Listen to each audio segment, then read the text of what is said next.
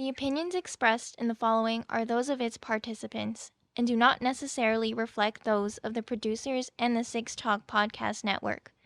Also, the following contains mature material and mild language, which may not be suitable for all audiences. Discretion is advised.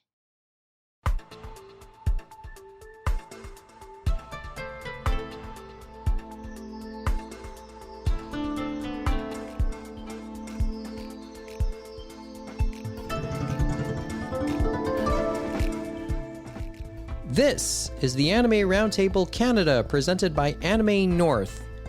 You can contact us via email animeroundtable@gmail.com, Twitter, Instagram, and TikTok at Anime Roundtable, and on the web, animeroundtable.com.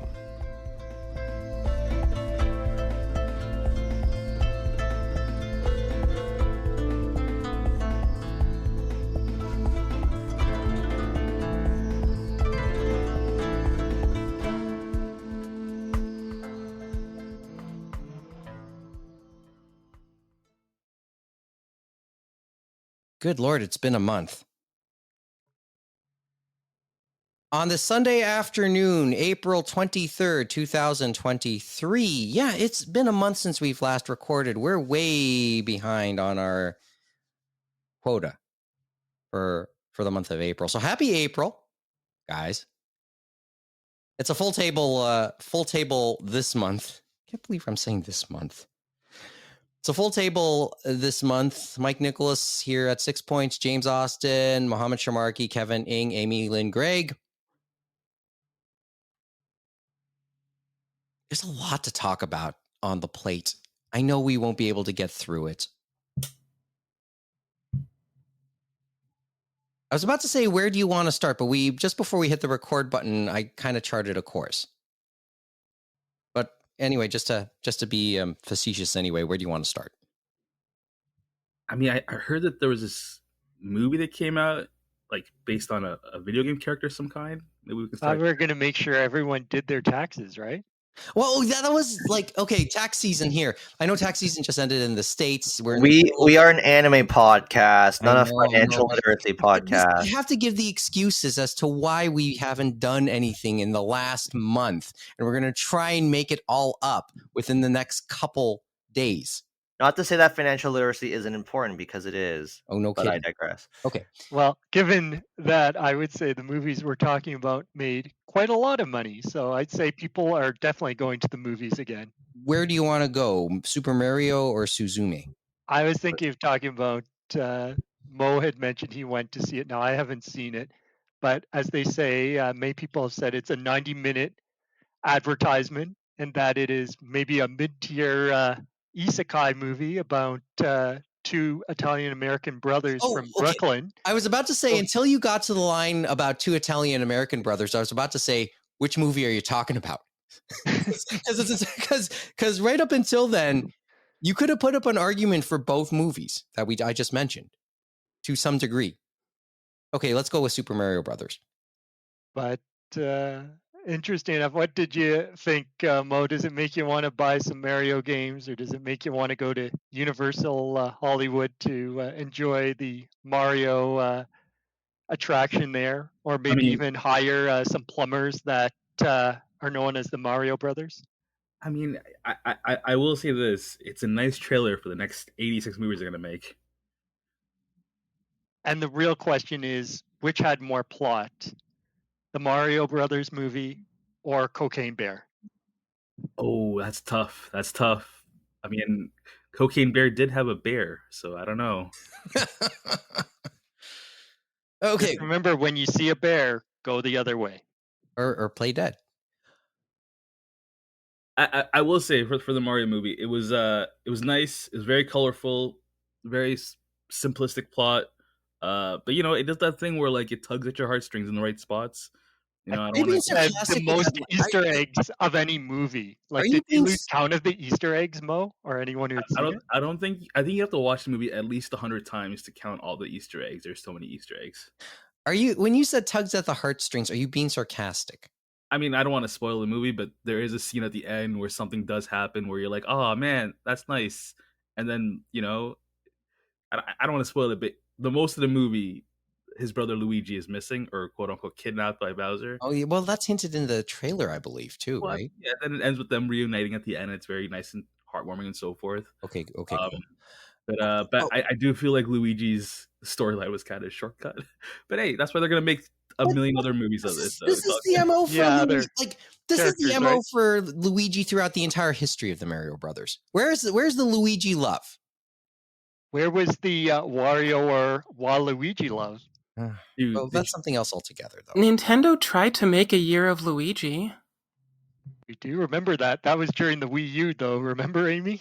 Remember Well, the nobody Wii U? wants to remember. There's a lot of things about maybe that's just collateral damage in a rather forgetful generation of But, consoles for but Nintendo. I guess it sounds like, and I talked to people that are not gaming fans, but they seem to enjoy the movie, and it was like a popcorn movie for the Mario Brothers one. But I think it got the response Nintendo wanted because after the first Super Mario Brothers movie, the live action in '93, it's like they did not want to do anything. If they were going to do it, they were going to do it their way or the highway, and they made the deal with Universal for the parks and for this. And you could see the oversight probably was there with Miyamoto because it was kind of how they would maybe construct the game too, I guess.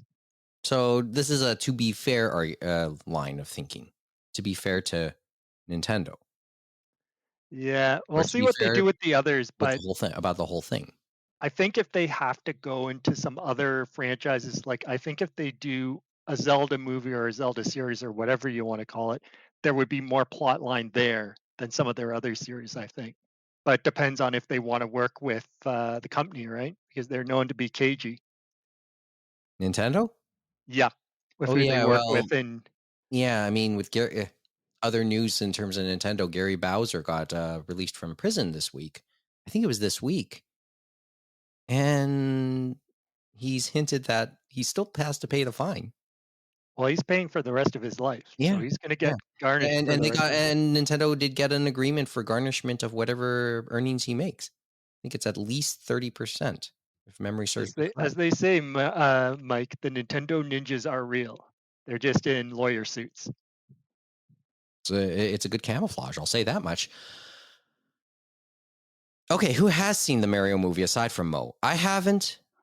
James says he has no interest, or he's seen I it. think the trailer basically gave me what I needed to know and stuff like that. And we heard a few wahoos out of the Mario screening when we went to another movie. Okay, yes. Well, the other isekai, I get that. Kevin, Amy? I haven't seen it yet. I do want to, but I don't know if I'll prioritize watching it. Okay. I feel like home video or streaming is where I'm going to go and see it at some point. Well, we don't get Peacock in Canada. Well, not streaming, but you know what I mean, like digital rental. I know. I meant to say. Oh, you actually digital rent? We're gonna go at length about this type of stuff. Mike, I think you didn't see the giant air quotes he put around digital renting. Well, none of us turned on our cameras for this episode, so I can only guess. I mean, somebody's maybe I'm giving the middle finger to somebody here, or maybe all four of you, for all you know. So, but I know we'll talk at length about physical stuff later on. Oh God, that didn't sound right. I'm sorry. The Mario movie was pretty bad. Like you saw it? You saw it? Yeah, it's not a good movie. It's beautiful. Like it's the best visually that Illumination has ever done. The animation is great. References were fantastic. Voice acting was pretty good. Like all the Doom saying about Chris Pratt. I mean, he was fine. Kamek was great, side character, but the only voice actor, and a very fun character in the movie. The famous song was good that Jack Black's Bowser sings, but it's cut up in a weird way where both the in plot version and the sort of version at the end feel like incomplete songs that don't really blend together very well. It is cool that he wrote it, though. It's not a overly complicated piece or anything, but it's neat to have that Jack Black music flair in there. I described it as going to see a Mario orchestral remix presentation, and then there were some visuals there at the same time, because to say the plot wasn't very good is to imply that there was a plot. Okay, somehow I saw that one coming right down So, Dundas. so in Like essence, oops, there's sorry, Amy. I less. was just No, gonna say, there's it's I don't know if this was ended up being a joke or not, but I saw some, like, whether it was real or not, there was some interview with one of the writers saying that he had watched a bunch of Mario speedruns and wanted to integrate that part of the franchise into the film. And it's like that's true. Like, it felt like the movie was on 2 times speed, and then they just pitch lowered all the voice actors so they sounded normal. um I was about to say the trailer, like you on the topic of speed runs. At times, well, what I remember of the trailer almost felt that way because it they makes were in reference to constant various motion, games weren't and they? stuff, right? Sorry. Yeah, I mean, like, all the Nice. references and things are fun, but like, it's not just that. Oh, if you blink and you'll miss a reference to so and so background item. It's and this is the minorest of spoilers. If you haven't seen the trailer, if you have seen the trailer, you've seen these characters all in there. Again, they go fast in the trailer. It's not that much better, if not worse, in the movie. But there's a moment in the movie where Donkey Kong shows up. Everyone's happy that Donkey Kong's there. People are cheering for Donkey Kong in a very fun video game referential way. And then, Cranky Kong says, "Okay, everyone settle down, settle down." And they still say, and they're still chanting. And then Cranky says, like, "You too, Diddy Kong." And it cuts to Diddy Kong and some other, established Kongs. And literally, if you blink, you will have missed that cameo. And it's so weird because they put effort into Diddy and Dixie, and I think it's Chunky, their designs. So they put effort into this, but it literally lasts for a second. And I don't think I'm exaggerating. Like, you barely see the emotion of Diddy go from, like, "Yay, Donkey Kong," to, "Oh, Cranky told me to shut up." Like, it is ridiculous how fast this movie, plays. And it needed, just a little bit of breathing room. Um, there is one really, like, there are good, I enjoyed myself. I will say that. Like, I said it's a bad movie. I will definitely stick to that. I still, I liked going to see it. Like, I had fun. I'm not saying it's not worth seeing. It's just not, it's not a good movie. Like what you were all saying at the beginning about Super Nintendo Land. Like, yes, it looks beautiful, the vistas are cool, but when they go into the Mushroom Kingdom, it is literally designed like the theme park. Like, even like the weird squareness, like, it's almost looking like they're trying to hide Jurassic Park and Hogwarts in the distance because of how the um buildings are set up in this weird, bizarre way that seems to have people, because you're gonna have So, parents who don't know anything about Mario. So if they see this movie and then they go see the Super Nintendo Land, it will seem familiar because it looks more like the theme park than it does any of the games. well, So you I, think I they're think trying to tie it all together, right? I guess. I think you're about. I think that just it full circles James's first comment. It's an advertisement for. I think we can just have the debate on what's it an advertisement for? Is it for the games or is it for the theme park? It's for the franchise. There you Because Like, go. I feel like Nintendo, as we said after that one movie in '93, they kind of stopped. But then I think it started with Satoru Iwata and stuff like that. They they have this great IP, and it's like, how do we expand it? And now we're starting to see that and stuff like that. But they go the very safe route and stuff like that. it And is is, that any better, Amy? as far as other movies go, it's interesting. Like, there are lots of fun cameos, or references, whatever you want to call them, in this movie to other Nintendo franchises. Um, surprising ones, ones that some Nintendo franchises are seemingly video games within this universe, and others are part of the real world. So it's really sort of interesting. If you go by, it's impossible to really tell what movie they'll try next. I mean, people are saying, Zelda just because it's the next big one that, at least in North America, people would know. If they want to stick with Illumination, I think their only other option aside from Mario spin-offs, so you can go Donkey Kong, you can go Yoshi, you can go Wario with Illumination, I think no problem.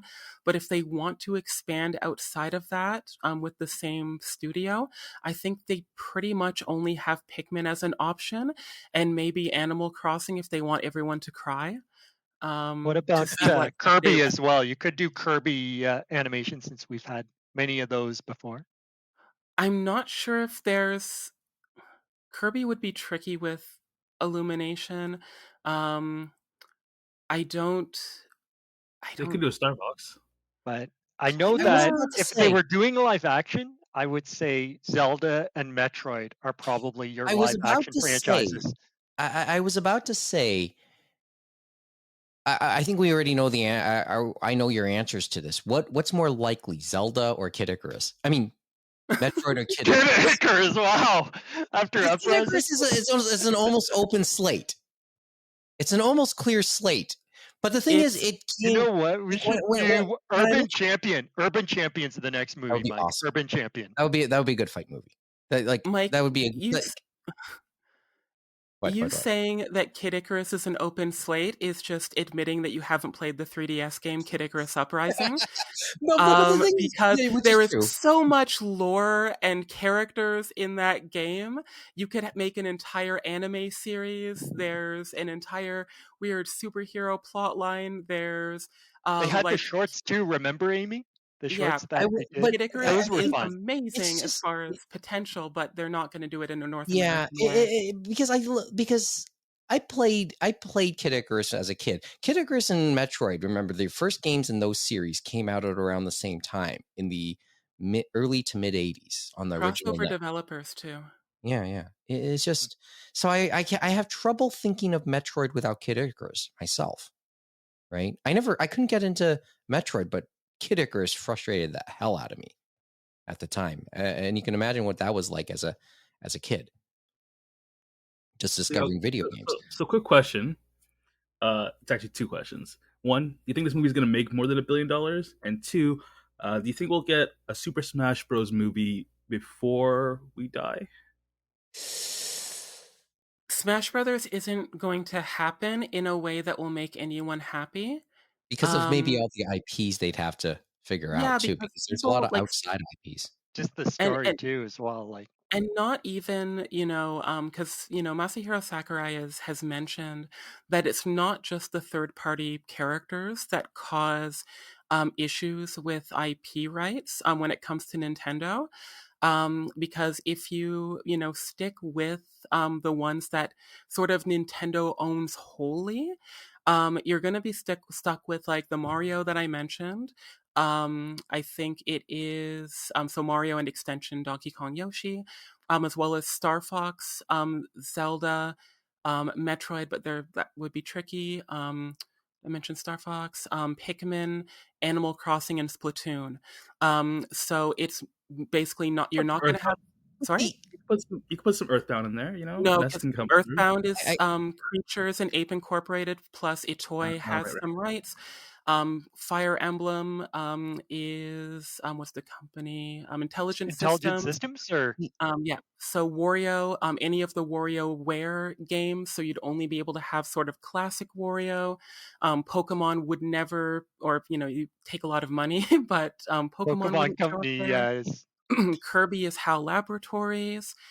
So like a lot of things that are under the Nintendo umbrella wouldn't be super easy, especially for this. And also, if you're going to use Illumination, you know, I don't want to see Illumination Samus.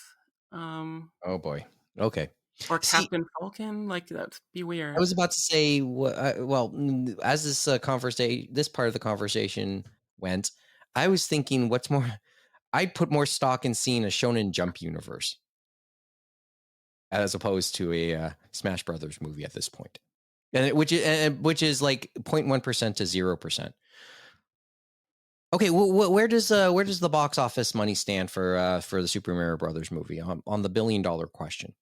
I think they said they are going to cross it for like think international and domestic. So everything altogether, they probably will cross the $1 billion mark, and it'll be their biggest movie in quite a long time because they kept on talking about, right? For the longest time, will we get to pre-pandemic? And it's probably the closest we're going to get is this movie. Wait, And then we'll see the. how did Top Gun do? It did quite well, but I don't think it Billion and a the half, I think? trajectory got as close as they wanted. So like it did fine, it did good. It's just not that Did type. really good, yeah. So. Okay. But I think the other thing that helps Mario is it's a family movie, right? So anyone can go and see it. It's just like Shigeru Miyamoto says for the games. It's like you can be 0 to 100 or even older, and everyone can enjoy the movie, the games, or whatever, right? Yeah, That's the And big it's thing. and it's And short. it's international. and So it's also a short movie. It's 90 minutes. I think it's So was it 70 or 90? I couldn't remember. or it's very short. You can run it like, so many times in a theater, and it's going to help them, because you don't get charged less for a oh yeah, ticket. okay. I think I know where you're going. You can like in a given day, you can run a movie maybe 3 times. Most movies, let's say 3, but you can run this 4 or 5, right? I know Yeah, they had you a lot of can. showings when we were looking at Yeah, the we were. It listings did. and It that. did. So. Oh, and I know Mario Brothers made some news culturally this week. Since you kind of hinted at it, sort of, Amy. You said the music is iconic. Well, the Super Mario Brothers theme this week was put into the U.S. Library of Congress audio archive this week. So, on the topic of this is approachable and accessible for a lot of people and relatable. And I'm just googling it now. It's kind of interesting when you think about too, given how old that is, and Koji Kondo, all the stuff he's done, and all these other different musicians doing video game music, and thinking, yeah, that would have made sense to be the first, but it's taken this long, right? Yeah, so first video game tune to enter the Library of Congress. It was last week on the 12th that announcement was made. So just for reference, how iconic the franchise is, right? It kind of, it can in many respects transcend just video games. Okay. Well, do you want to talk about the other isekai just for briefly? Do we want to talk I'm a not little sure bit it was really an isekai, I'm saying that facetiously. but what It was we not. can't. Okay, so But what we can say, I think we're talking about Suzume, but don't worry, Amy, we won't say anything. But all we can say is if you've watched the previous 2 Makoto Shinkai movies, you probably have an idea of what you're getting into. And it was interesting that I think Kevin said he went, a few of us went and watched the regular viewing. He said he got to have the D-Box experience, which I guess you get to feel the movie. And I can't help but think of the McDonald's with kids in the back seat of the car, how that feels in a D-Box moment. Or That didn't have any rumblings. it should have had some Where- rumblings like us kicking the back of your chair or something like that. where did you feel it, Kevin? Well, I would say that it definitely moved a lot. There was plenty of moments where the chair rocked back and forth or shook or kind of tilted to one side to another depending on certain camera angles or if the character was looking a certain way. Would I have paid for D-Box? No, but I didn't pay for that D-Box ticket, so it was an added experience for sure. Okay, so just some, what's the word, disclosure. Myself, James, Kevin, we all went to see it on Friday, just the regular version. Yes, this would have been 2 Fridays ago as of this recording, and then So I Yes. guess that would my be second the time was yesterday as of this recording.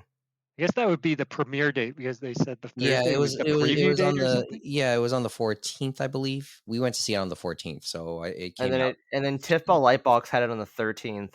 Yeah, they had the Yeah, there were some preview ones at some of preview the show. different theaters.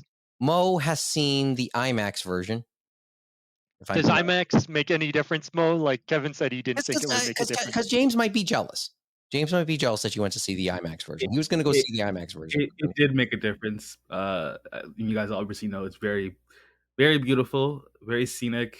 Those that extra large screen really does help bring it all together. Yeah, IMAX screening was pretty great. Although I will be honest, like I have a thing about IMAX screenings where like theaters will say they have IMAX, but I don't really think those are IMAX. Like the one at Winston Churchill, that's not an IMAX. That's like a fake IMAX. The one at Yeah, Young it's not Dundas, true IMAX. So what you're saying is, if I had went there, I would not get the experience. Yeah, I also saw a fake IMAX screening, so it's all relative, right? But yeah, the true IMAX screenings are Scotiabank and like Vaughan and a couple other places. But yeah, it's still good. Yeah, it's still nice. in the Science Center. Exactly. Not Science Center. Well, actually, that's and all Science Center, that was and still then nice. Ontario Place until they anyway.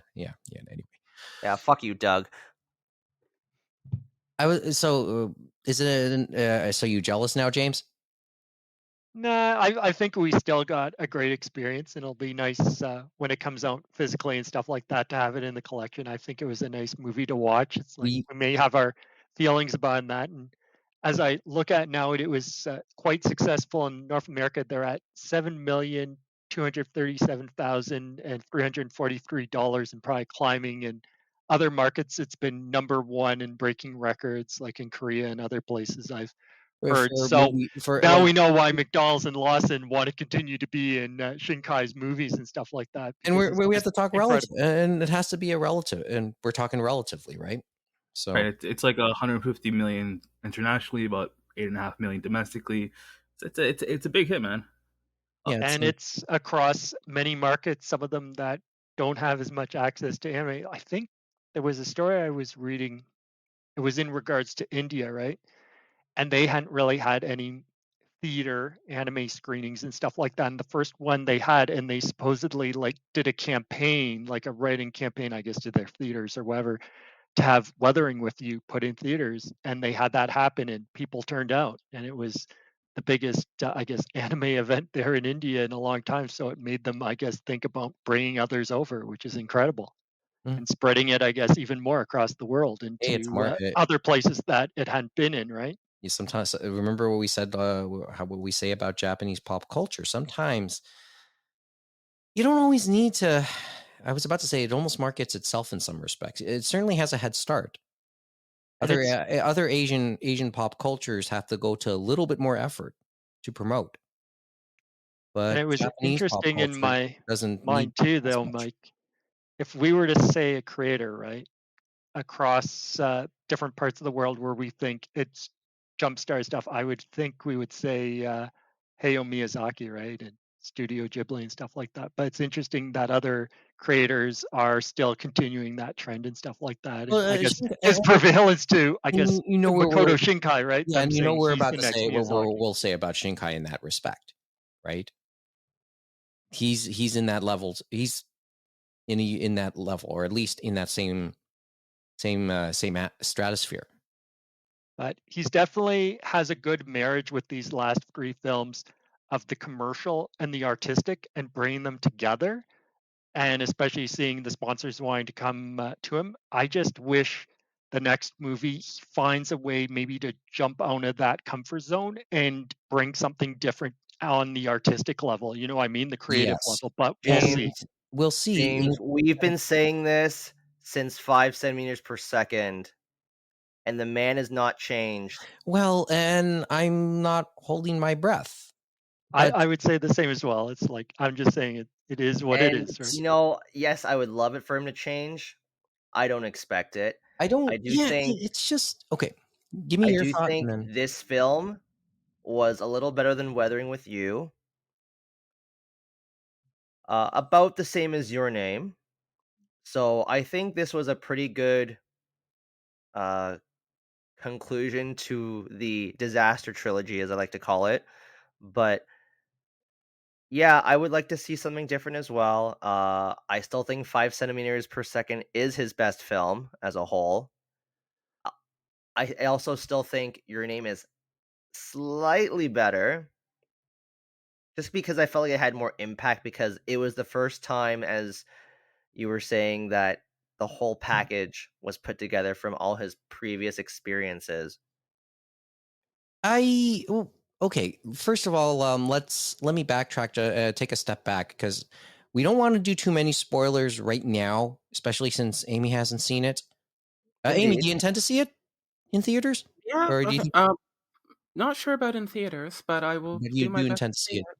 whenever the chance comes? Disclosure is I know that I think we'll meet quota because this month because we're going to talk more at length about it in a separate recording in a separate episode we hope to do within the coming week. We'll probably do a space heater chat to talk a lot more at length about Suzume, some things that happen in the plots, and then maybe where what it means later on for Makoto Shinkai, the whole Makoto Shinkai discussion. So I don't want to get too far into this discussion right now, Kevin. I'm sorry. It's just No, you told us beforehand we weren't going to spoil anything, so there's no need to apologize. I wasn't going to say much more beyond yeah. that. But I know where you were going, and I really want to dig into that again because you know how I love to repeat some of these discussions, but add another layer from recent experience, and that's what I want to do here when we are able to talk more at length about it. Right? It's because there's a lot of things that came into my head. I mean, to me, 5 centimeters is still a very important movie in when you look at Makoto Shinkai's filmography. I think you know where I would go with that. The trilogy that just happened, the disaster trilogy you just referred to, Kevin. I'll agree with some of the terminology you just used there, but I still find it there's a couple of little tweaks that I think will ultimately make the terming problematic. So I kind of want to go there in a couple days, etc. Right? I mean, for my part, I thought it was worth going to. It was lush. I think visually, it might be one of the more stunning Makoto Shinkai movies I've seen, and that's saying something. No, I had some great set pieces and stuff like that. There were some great visuals. It was so lush. Breathtaking. It was, Right. and I guess I'd appreciate it more in true IMAX. Also, I saw it dubbed, not subbed, and Yeah. I really appreciated watching it dubbed. The the the quote unquote background characters were fantastic. I liked everyone had personality and characters, and just overall it was an amazing voice performance. I would have to, Well, and maybe if I watch it a second time, I would want to watch a dub.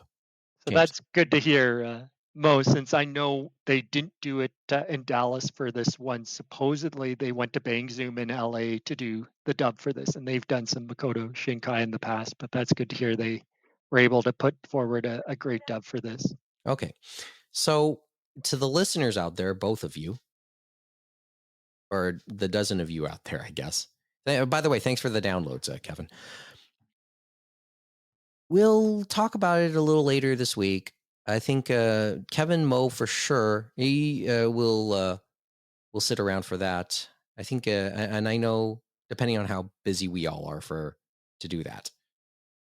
So just a thought. Obviously, it's an endorsement for all of us. It's always an endorsement to watch it. I think we endorse the chance to watch any anime though in theaters, whether or not it's good or bad is almost irrelevant because if we're saying if it's bad, it's sometimes like wanting to watch a NASCAR crash, and it's still a lot. It could be fun in that sense. I guess it's interesting too, Mike, this movie for Suzume when we saw the Crunchyroll logo, but we also saw a Sony logo. So just like Well, the Dragon Ball Super and we movie hinted that, and right? the One Piece movie and stuff like that.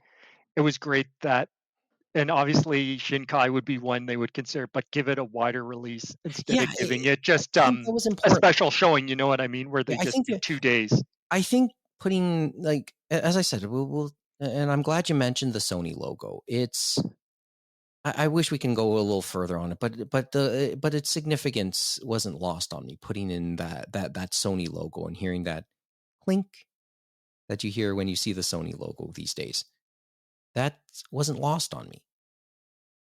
But now we're going to talk about Sony in a for better or worse scenario in a few seconds, right?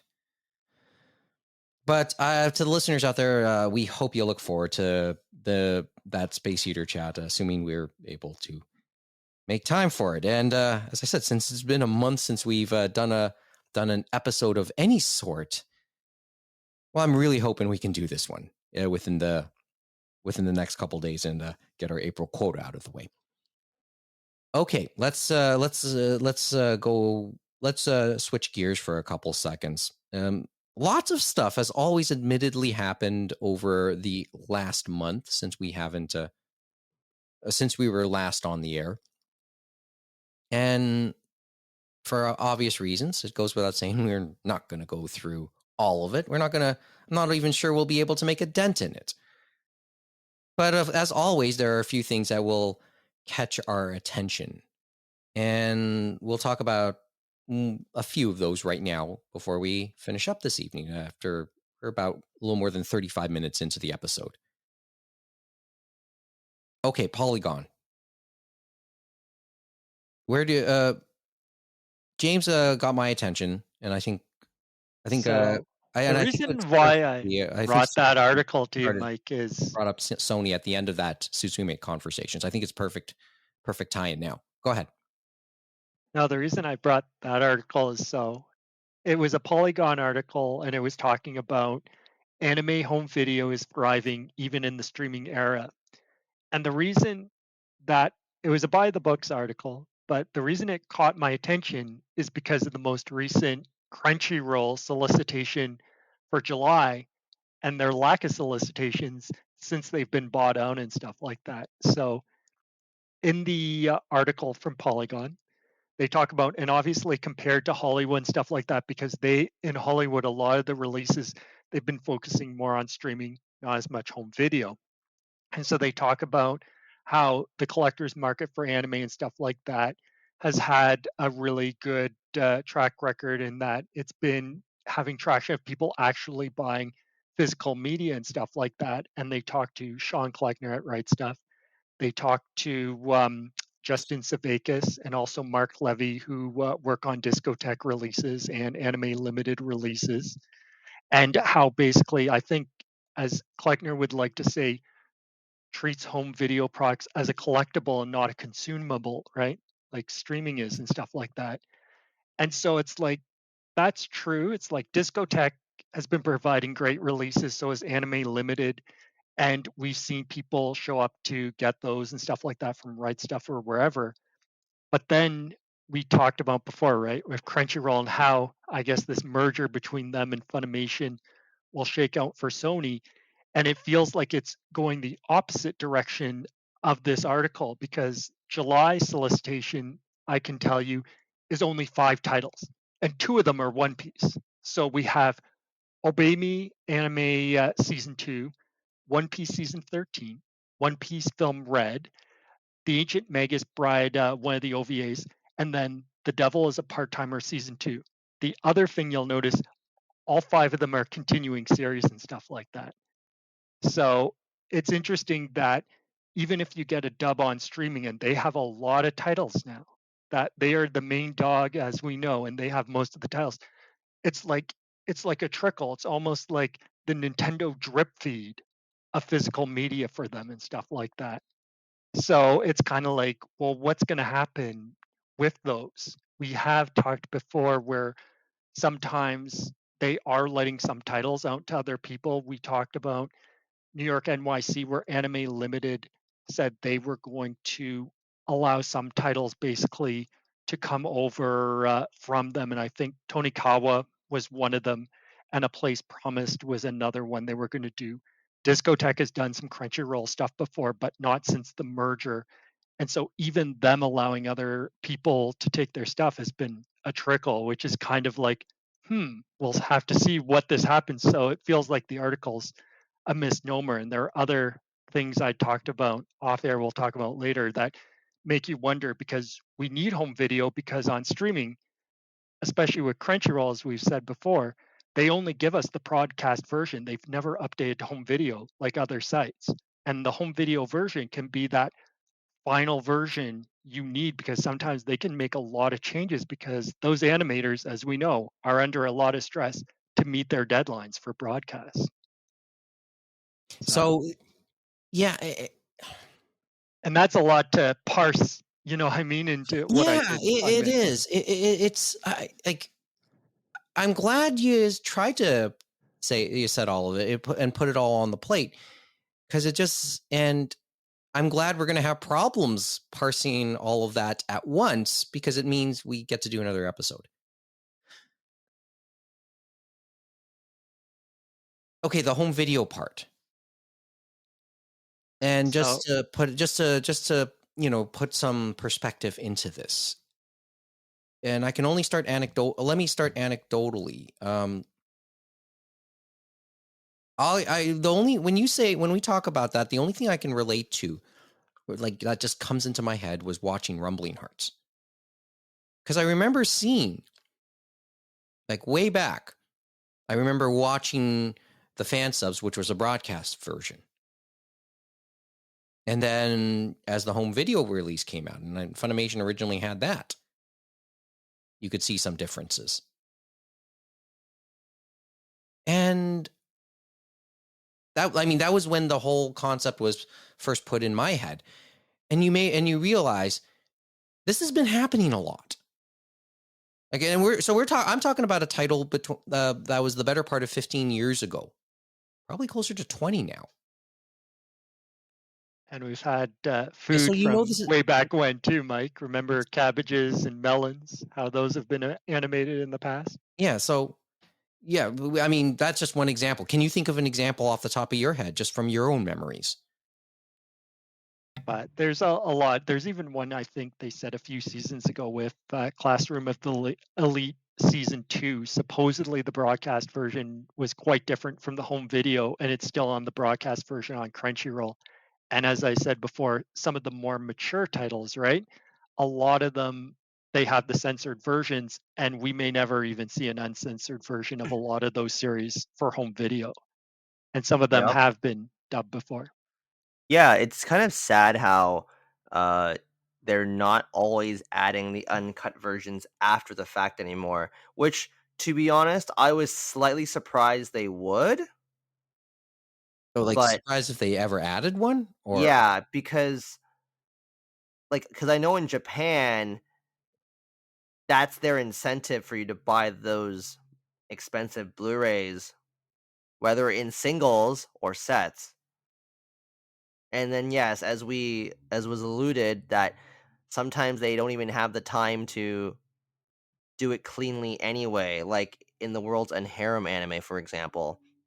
That's a more recent example, but like in the last 20 years, this has been the case. Like, I even remember when I was in high school, when it took me one whole week to download the first season of Girls Bravo uncensored because I was using BitTorrent. Because the broadcast version was censored, but then on Wow Wow TV in Japan, they did play it uncensored. Yeah, well, and we've seen that with some of them too. But it's interesting, like when we first saw them come through, we saw them dub a few older series and stuff like that. I'm thinking of Laid Back Camp, but they've only dubbed the first season, second season, and the movie haven't been dubbed, and that looks like it's going to stay streaming. And as we said as well, I think a lot of those series, obviously even the older ones on Crunchyroll, they're still trying to get some of the Funimation catalog onto Crunchyroll. But I think a lot of those series will stay streaming. but that's never a given. That's another thing why you want that physical edition. And it could just be as simple as maybe someone didn't sign the right thing on the contract, or something lapsed and they didn't realize they need to do something else to keep Well, it you on hinted this. streaming, that it just disappears, right? You hinted it before. Some people say, like you'll have some rights holders saying, "Hey, wait, whoa, whoa, whoa! The contract said Funimation, Funimation, not Crunchyroll, right?" We've heard Wouldn't put it like past there them. has I been. think usually you would have terms in there to do a handover in case of mergers and stuff like that, but you never know. Weirder things have happened. Yeah, but we know that's we've heard that's some of the hangups. It's But like how ADV owns the dubs for some of their older properties, because that was before contracts became as ironclad as they are now. Yeah, a lot of the 90s, as we know, they still hold a lot of the dub rights, as we know. not the title itself. If not the title, but the recording that they made for when they had that said title, right? So that's some of this. That's Okay. why the ADV dub of Neon Genesis Evangelion is a feature on those nicer sets, but not the regular one. Mm-hmm. And so it's considered an Easter egg on that topic. Happy belated Easter, by the way.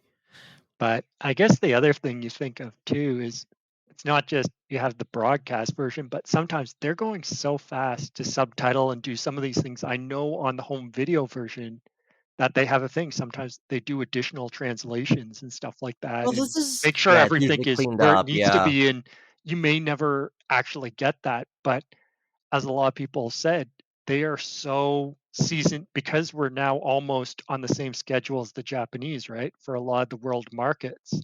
It's like everyone's on Twitter talking about this season, then they forget about everything they watched last season and start talking about next season. And then, as we said, so Right Stuff has been bought by Sony and stuff like that, and obviously they'll still sell the discs and things like that. But the big thing I think is to complement their streaming that they're streaming now. So they're trying to sell all that merch and probably even the manga and stuff like that. Like this week, they're having a simulcast weekly sale, and they do a lot of that for each season to try, I guess, drum up the support, right? And saying the here and now. And that's why we always say, is there going to be any evergreens ever again? Because everyone's just going one to the next, rinse and repeat. yeah. Okay. As Sean Kleckner said, consumable versus Versus collectible, right? yeah. Like just some quick alliteration to summarize maybe some of the dilemma within our fandom now. So and just going back for a couple seconds, just going back for a little bit, you just hit an interesting point that in like the whole, well, okay, not necessarily censored, but not so great broadcast version. It's a product, but it's not necessarily, doesn't necessarily come out that way. Like rough translations, rough animation. It isn't that way necessarily to try and like in and of itself to screw people and force people to want to buy a home video release, which may or may not exist or come out, which will have something more polished, something more better translated. It's just the nature of us, of people wanting to see it right away, of meeting deadlines.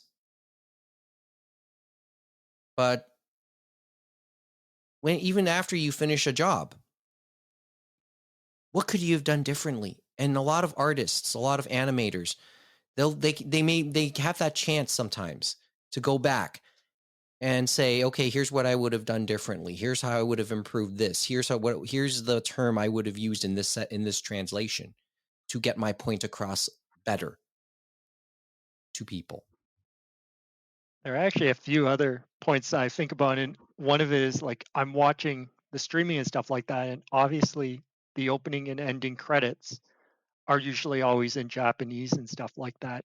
And even if, say, we're watching dubs down, I know Amy loves to watch her dubs as well too, is we don't know a lot of the cast unless we're going to the Anime News Network encyclopedia, or we're looking at what they announced for the cast. And even for the dubs, sometimes they only announce the first few episodes. We don't know sometimes who those later people are in later episodes for a dub unless we go to voice actors' Twitters and stuff like that. Like, I feel there's got to be a better way for them to actually do a thing after an episode or something like that to give credit where it's due for each language so that we know the Japanese creation team and whoever the localization creation team, because that they have the money, they should be able to do that. And we've seen them start to make changes. Like, I noticed this week on the app I was using on my Sony Bravia, finally they got rid of all the things. You know how we would have separate things? This is English subtitles for this series. This is the English dub.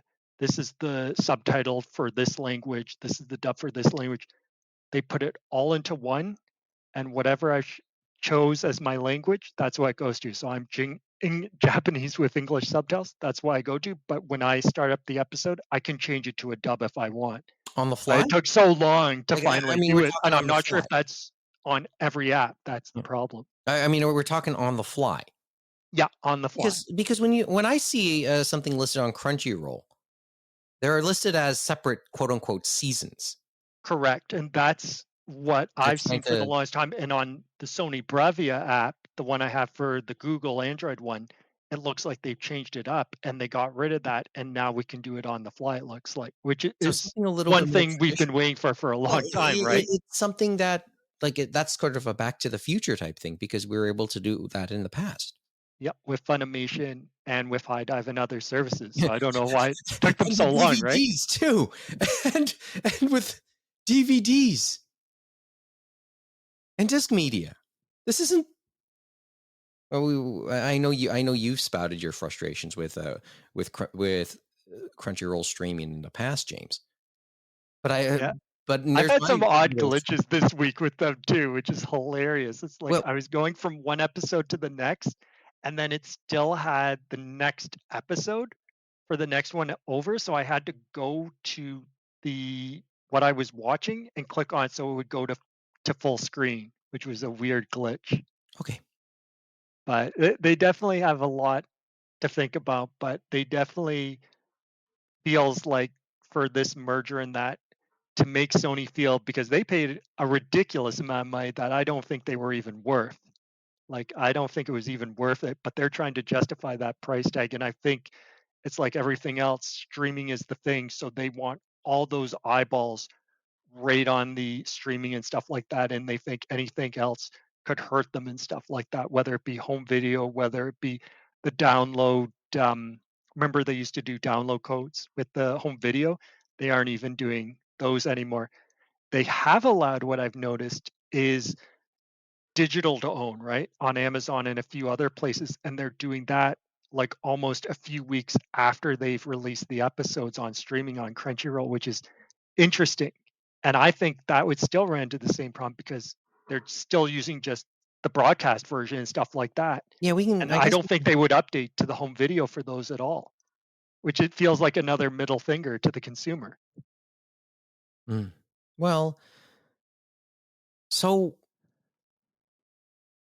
we always talk. Okay, let's go back to the whole where Sony is and how they're ruling the anime world, quote unquote. Coming back to the whole right stuff bit. Can we adjust what we think their motivations were? Because I said pre-show before we hit the record button. Well, this is to cover the things they don't already really run. By taking on the single biggest retailer, they're not really in the publishing side, but the taking on the single biggest retailer handles the distribution of said publishing side. They're not really into manga. They don't really do other merchandise. But it kind of fits into that pillar, as we said, right? Yeah, it covers what they don't already have in that in the media mix, right? And they know a lot at the very least, it's the proverbial toe in the water, or testing, dipping their toes in the pool, right? And whether they have given other like if they had those rights and gave them to another party, or as they say, it's the manga side and the publisher has given it to another rights holder, they can use that, as we said, to promote what they already have on their platform. like said sale you mentioned a few minutes ago. Hmm. So it's actually interesting when I was looking at the article too. They talk about, and it's obviously Mark Levy and Justin Sudeikis about discotheque and stuff like that. And it can also affect other publishers of the boutique market. Like I think of TMS and Lupin and stuff like that, where they tried to get it out. And as Discotheque always says, they always go over all their subtitles again and give it the spit and polish, which is always nice to have on the home video and stuff like that. And then looking at the video itself, right? And they talked about it with even stuff like just regular cartoons, like Digimon Digital Monsters, talking about the dub, the Saturday morning cartoon version that they released and said, yeah, it's been done before, but it was kind of thrown onto the discs and thrown out. But they gave it that extra spit and polish on the visuals and what was on the disc to give people something they probably what they envisioned in their heads when they watched it on a tube TV, right? Mm-hmm. I mean, it's a fascinating story to watch, but maybe at its point, pretty frustrating too. So, I know I have to. I've skimmed the Polygon article. I didn't have time to do a longer read of this, but it's interesting because, like, we came from the collector side. Like all of us come from an era where we look at. Is it safe to say that anime has become consumable instead of collectible? Is it safe to say that's the approach our fandom takes now, or at least certainly the younger fandom? So I feel I would I feel say conflicted. So if we're to do that, it's maybe some people like us should feel a little conflicted about it. We understand, but that doesn't mean you're not conflicted.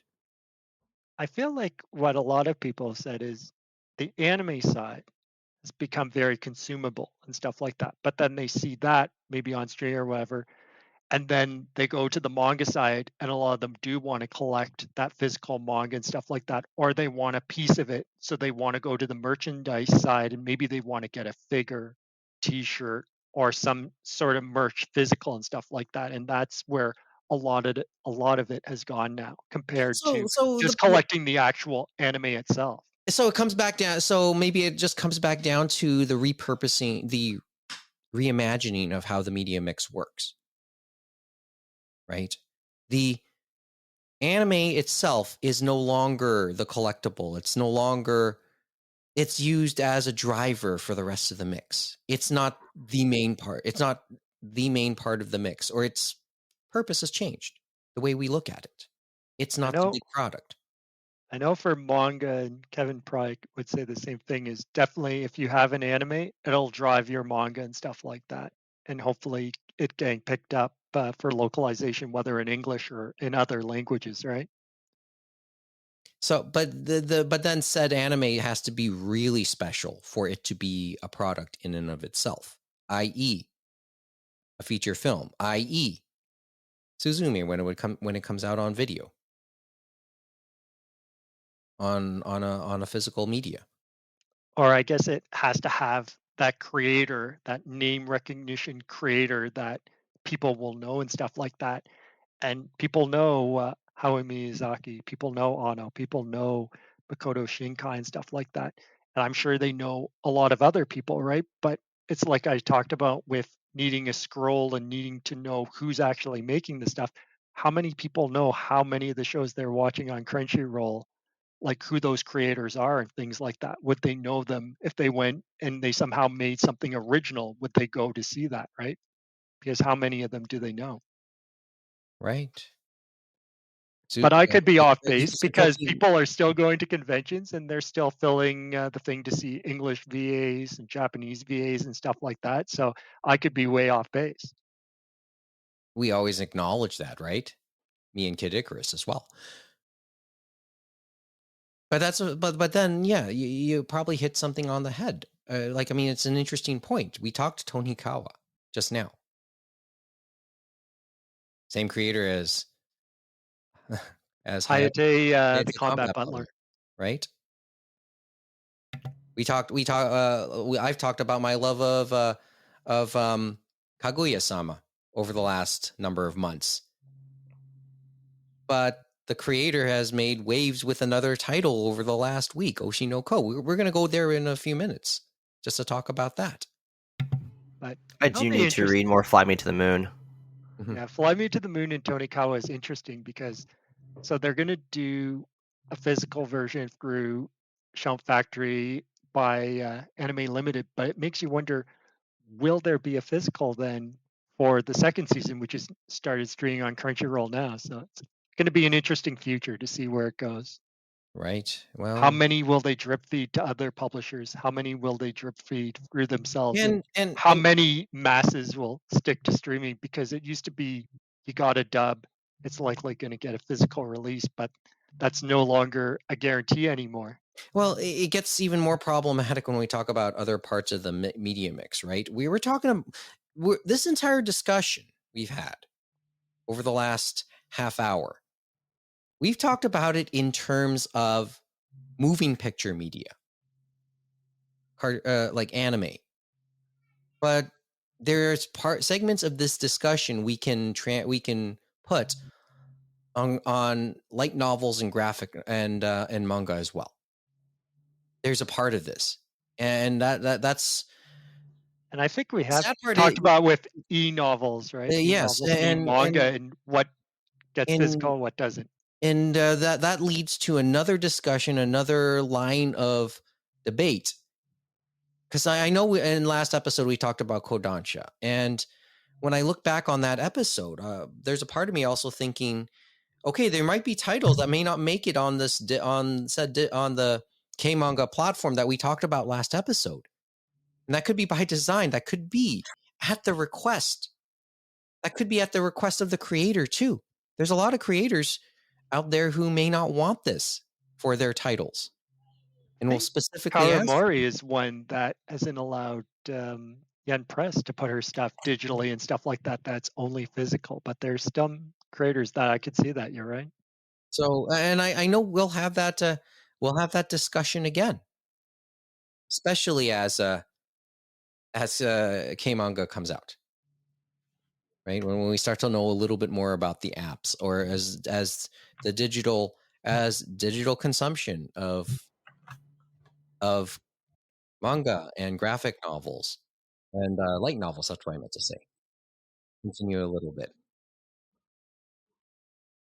So but I guess the last thing I was thinking of, Mike, is it's funny how for us way back when it's like I admit, and I'm sure you would admit as well, we would download the torrent, would watch the Japanese, we'd still watch the Japanese in the official release.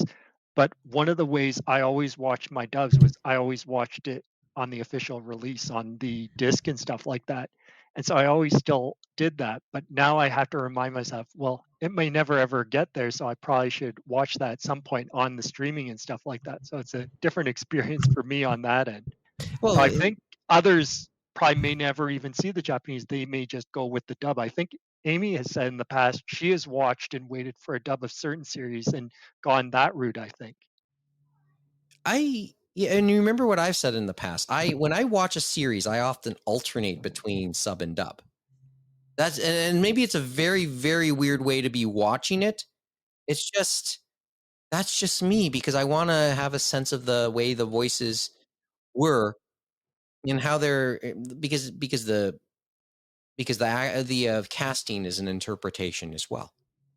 So I just find it interesting to see how the Japanese and remember, I say this not knowing Japanese myself, not really knowing it, if at all, and seeing and just having a sense of what the casting directors, what their interpretation of the character was in making their casting decision, and then the same thing likewise in English, what the casting director was looking for and what their interpretation was, not to mention who was casted and how he or she or they went about it. So yeah, as I said, this is like it's another part of the long discussion we always like to have. So Anyone want to add anything before we move on? Because maybe we want to talk about a few other things before we go tonight. I think we bored them to tears, Mike. Yes, I think we did. Did anyone fall asleep? Does anyone need coffee?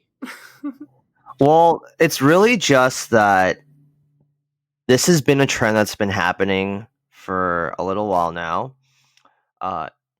It started very slowly, I feel, with Funimation actually not doing English dubs for a select few titles and putting them out sub only. So that was when Funimation finally started not doing dubs for every single thing they acquired.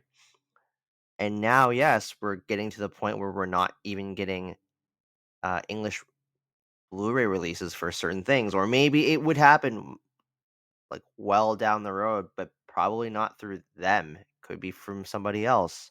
Who knows?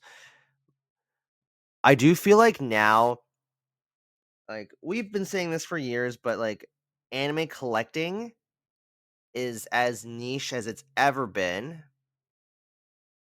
Like probably not since, I don't know, when we were still buying DVD singles, that it's been as where I think we're at that kind of niche point again in a certain way, not in the exact same way, but in like a somewhat similar fashion. It kind of feels that way to me. And I just look at like how the anime collectors subreddit group is much smaller than the manga collectors subreddit, which now I think that's close to like 1 million people following that subreddit, and how the anime version is just a tiny fraction of that. But that lends it to my thinking. Well, the manga is no longer the product; it's the driver. I think you were saying the anime, right? Is the driver anime for the is no manga. longer the product. Is no longer the main. That's how it's no the anime has always been a driver for the manga. That's how it's always been in North America. But it's more pronounced than I could ever recall it. It's cheaper per unit too. Yes, by and large. By and large. Odd exception notwithstanding. Mm-hmm. Like cheaper per unit, like just to clarify. It's much easier to go to a Chapters and to go Kinokuniya, Barnes & Noble to buy a book for $10 US or $12 US. Or translate it into Canadian, 20 bucks. 13 Canadian. I was about to say 20, but I was going to say 20 is more likely. Well, yeah, for like most other stuff now, it's closer to 20 Canadian now. I look at prices for volumes of Beastars. Uh-huh. Yeah, or they're 18 Canadian because that's how shitty our exchange rate is. But it's easier to do that than to buy like $50, $60 and spending that on like a complete show, mm-hmm. or in half a show sometimes, because it's still done by cores on its first release more often than not. Anyway, okay, but let's as I said, with everything else we talk about, we're coming to this again at some point when we see it, and there'll be another story that sparks another version of this debate, or at least more arguments in this. And I'm all for it because that's what keeps us going. All right. Before I think that you can see evidence of this just if you look at Anime North.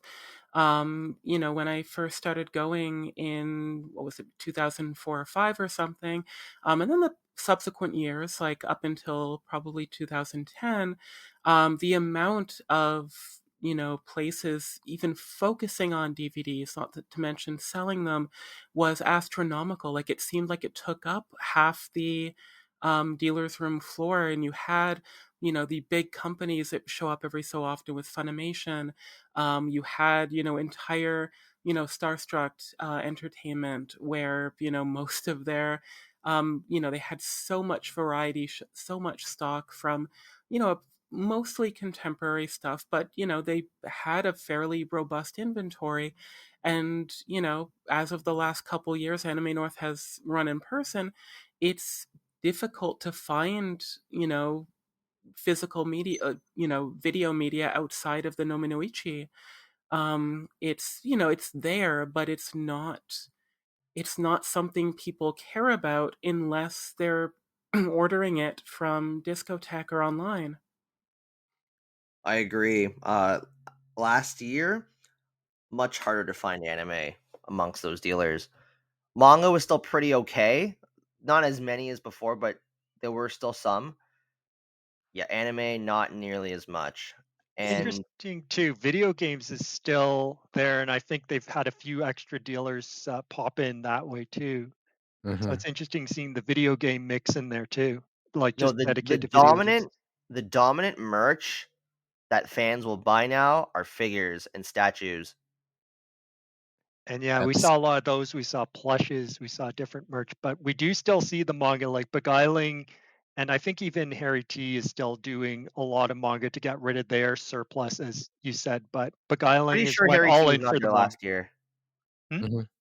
Pretty sure Harry T was not there last year. They had a falling out. Oh, because they had the back There page, were remember? issues. Yes. Say that again. Through Sorry. through a different aspect of the con. Yes, we're the official podcast of Anime North. Yeah. Okay. Yeah. I guess you learn something every day, but yeah, no, Beguiling at least is still there because I know they take a lot of their manga stock and take it there because they get the sales, I'm sure. And their cheap overstock art books. Yeah. Well, as I said, we can just go on and on about it. So, and I know we'll talk a little bit more Anime North. There's still a lot of stuff we still want to bring up before we're done tonight. But okay, let's quickly move on. Okay, where do you want to go? Do we want to talk about the dogpiling on the first test screening of the One Piece live action? We're gonna talk about a little live action for a couple minutes, or do you want to talk about the Drops of God trailer? Which order? Where do you want to go first? We can do One Piece first, and then head to Drops of God second. Okay, let's do that. Okay, because you're the one who brought this one up, Mo. We can get much higher than this, I assure you. And it was awesome. I need to watch this. In a facetious sense. I'll be right back. Yeah. I mean, you want to watch the trailer? Okay. It is just a test screening, so anything can go, so forth. I mean, I don't know. It's I don't think that the reaction to when it first comes out, because there's no trailer that's out yet. There's nothing. We haven't seen anything, right? So this is one small test screening, but I feel like it can't be good news, right? I feel like it's gonna come out this fall, and it's gonna be like not get the best reception, man. I want to know who the test audience was, though, because people are complaining about mostly the CGI, correct? Correct. So if we have a general audience who doesn't understand or isn't willing to suspend their disbelief for the source material, from what I've seen of the sets, they are, taking a bright, cartoony approach to it. They aren't making a gritty, realistic One Piece series. They are making a live action One Piece. And they're making a live action anime. Audience, yeah, and if the test audience wasn't aware of that, then it might seem like, oh, this is way too bright. Oh, this is way too silly. Oh, why is his arm stretching? That's dumb. So yeah, I'm not sure if I mean, test audiences are routinely difficult to gauge.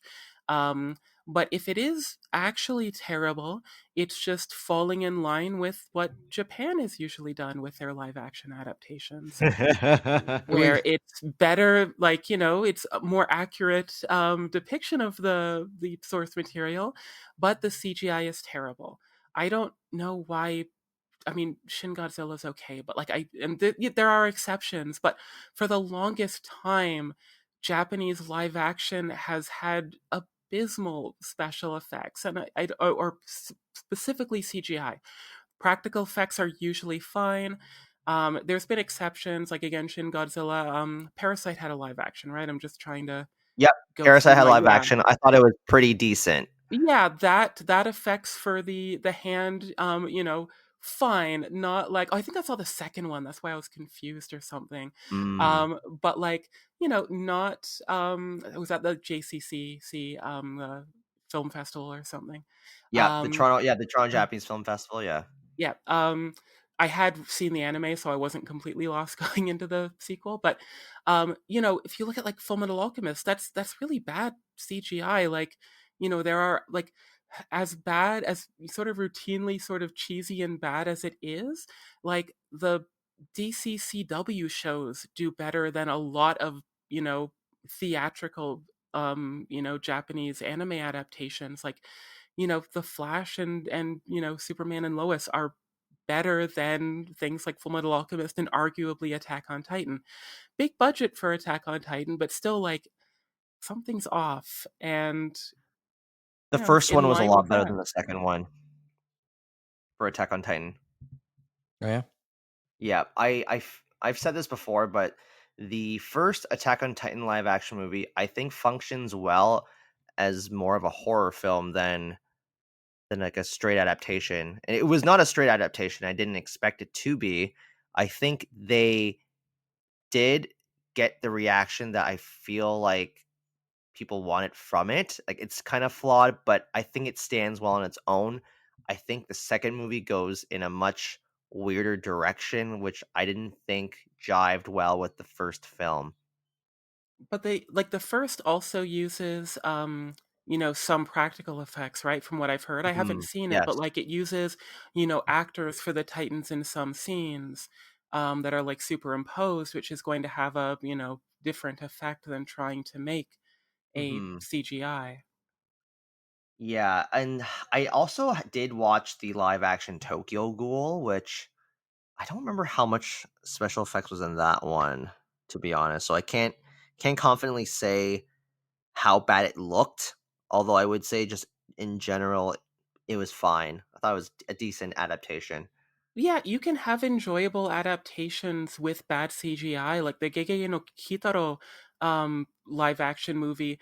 It is, sort of bad CGI, but it's, a kids manga essentially. I think the movie is aimed at an older audience, but like, it's fine for what it is. Like it's not trying to be something, immersive and realistic. It's supposed to be, halfway between supernatural and gag manga, Yeah. movie. So like that works. Yeah, it's they still have a ways to go. I think it's slowly getting better. And I do feel like budget does play a factor into this. Uh I'm trying to think. I actually did watch Shin Ultraman. I was about to ask. You did see that at the JCCC. Yes. Uh I think because it has a bit of a campy feel to it that the CGI kind of works. I also think it was a little better than previous movies that I've seen with CGI in it. Uh Interesting take on Ultraman, but I don't claim to be too knowledgeable on the original Ultraman source material as well. Hmm. But very entertaining in some aspects. Okay. So it's just sometimes there's a no-win situation. I mean, I Yeah, think there's always like when you talk about the article, Mo, and as Amy elaborates, there's a certain bias. I think as somebody is going to be like there's two parts to this, I think, to me. One, no matter what, no matter how hard you try, there's somebody who will always say it's going to be bad or will not even give it a chance. Give a live action a chance, no matter how good it is. yeah, it's 93% of anime fandom. Yeah, you're basically starting behind the eight ball on this one, no matter what, no matter how good it is, no matter how spectacular it is. Like there's discord about saying how Oda said it's good, but then again, like did he? I mean, like he's being paid, I guess, or he got some kind of fee or whatnot. So is his word even trustable? Which then goes into a whole other thing about like he's the creator. I mean, but then it's stupid. But I see what you're saying, Mike. And then what's the other bit? Okay, yeah, under your the what's the test audience also expecting, right? How much do they know? It's kind of like Okay, what do they know coming into the recording? Do they know, what do they know about any possible previous source material? It's kind of like saying pooling jurors for a Trump trial and asking them, how much do you know already? And like, are they expecting a Marvel movie out of this? Are they expecting, a Star Wars movie level of polish? What what do they know? Or if they are anime fans, they're not going to be easily pleased because they're gonna, see how campy it might be. Yeah, I mean, Like, this feels like this could this be feels. terrible. It still could be completely awful. It looks like it's from, the early 2000s. Like, I'm not, trying to defend something I haven't seen. Um, but, I'll even defend the Mario movie, which I trashed, right? Like, if I need to, like, there are always, in my opinion, like, you can find good in almost anything. But like, you know, we don't know yet. Like, it's such like an early thing, and it might be terrible, but we'll see. Okay, It's sorry, I just want to jump in real quick for the everyone. What are the chances of this being canceled for a season? high. Like, I mean, did Plausible. you say 70%. this? You stated you, Plausible. you stated anyway, Mo, that you kind of hope that, so it just doesn't like it so that we can, so that at least the Cowboy Bebop attempt a year and a It's half hard to ago was say at least because quasi Cowboy Bebop, how defendable. long ago Oh, was that first One Piece, which has built its fandom and has quite a bit? So it's possible it could get a second season, but still possible it could be canceled, as you said. But it has a better chance than Bebop, I think. Especially when you think, what was it, the One Piece Red movie? Didn't that sponsor like a U.S. college bowl game or something like that? And they went through and placated everything across like the stadium or whatever. That I was didn't kind know of about nuts. that, but okay. But then again, if Jimmy Kimmel's able to get sponsorship, sure. Okay, can I backtrack just for a couple seconds? Didn't we sort like 20 years before, when we started doing major movie adaptations of comic books, like even predating the MCU? I think Batman, by the way, the late 80s Batman with Michael Keaton and all that stuff. On the topic of, okay, where are we in the development of these attempts, of these live action attempts? We've seen versions of this before, I'm thinking, and it took decades, literally decades, for it, say, in the comic book realm, in the Western comic book realm, to get there. Well, granted, we can talk about the type of material, and that's another part of the discussion. But we're still in relatively early days here when it comes to Western adaptations of anime and manga, Japanese anime and manga, which we know there's that there's at least, if not the biggest market, a very, very loyal market, a very, very dedicated market, a very, very big enough market where there's enough money. I guess it depends how they want to go, how close they want to be to that. So source material, and One Piece, I think, is going to be closer skewing that way compared to some of the others where they Which, decide to take the source material, but then I guess Americanize it, so to speak. And we've seen that has happened to Death Note. We also probably see that that's going to happen to Your Name, how they're going to retool that. When you look at, American superhero comics and their adaptations, though, um, there was kind of a lull, right? Like, you mentioned, like, how, that took so long, but this started in, what was it, like the 50s with Captain Marvel, and then you had Superman in the 70s. I think it was the 70s. And 1080s, then 1080s. okay. And then Batman into the late 80s. But if you look at those early Superman movies, they were, kind of, at least, the first one, their Superman isn't fighting Brainiac. He's not fighting Darkseid. He's not fighting even something like Parasite. He's fighting a man, or, he's fighting at the, on the later end, just another version of him.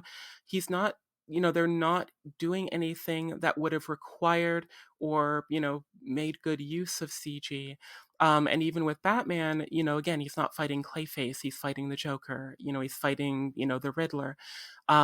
So it took a while after those to try to get good ones that could make use of digital special effects.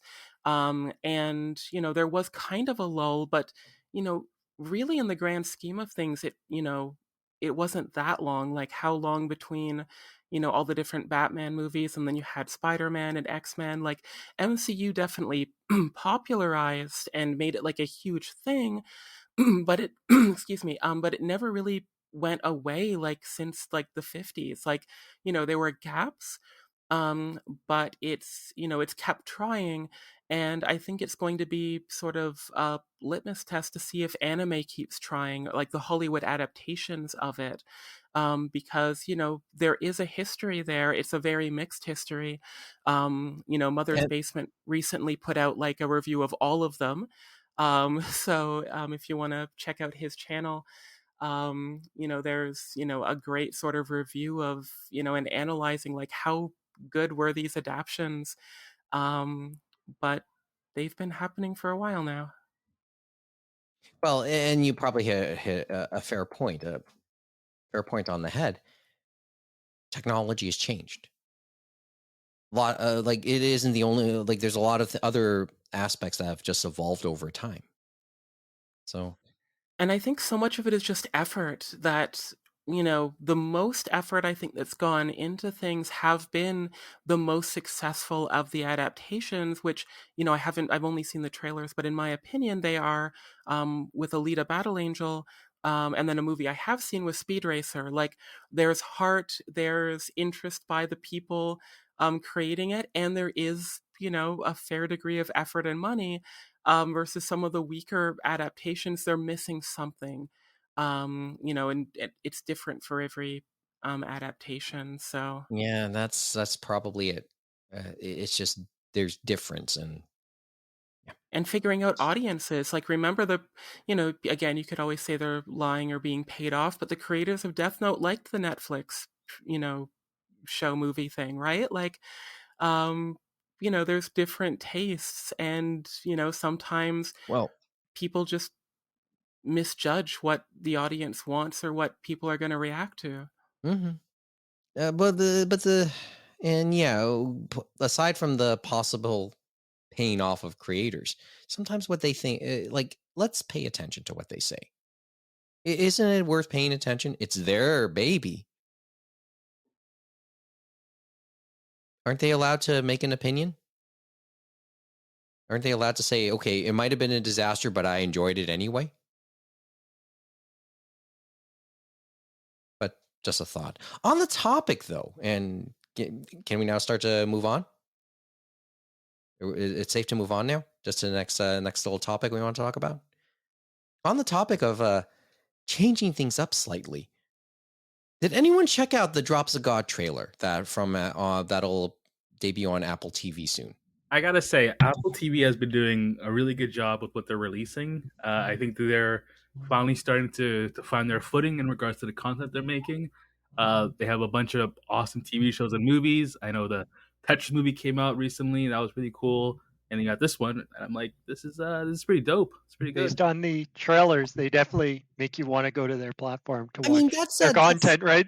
Like the Tetris movie definitely gave away the whole movie. This one, I don't think it gave away everything, but it definitely makes us want to watch more.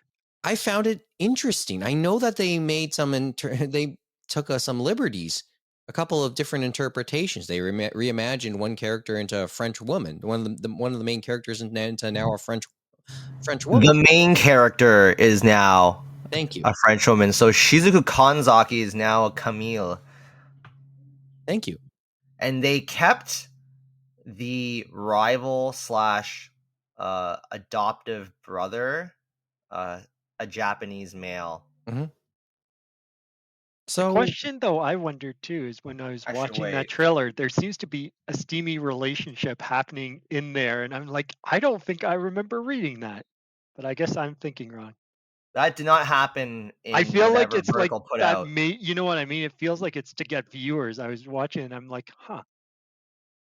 But it actually, I watched it and not knowing anything about Drops of God, knowing very little about Drops of God, and I get the feeling I'm leading myself to be slammed quite a bit on it. It just looked kind of interesting.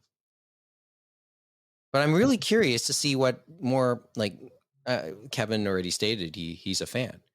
And I know a few others who are fans of Drops of God. I'm really curious to hear how they feel about this. I'm a somewhat more reluctant fan. Now that I've heard things about Shin Kibayashi that I will not talk about on this podcast, but it's intriguing in that this is a France-Japan co-production, which is why you have these two different aspects colliding with each other. Mm-hmm.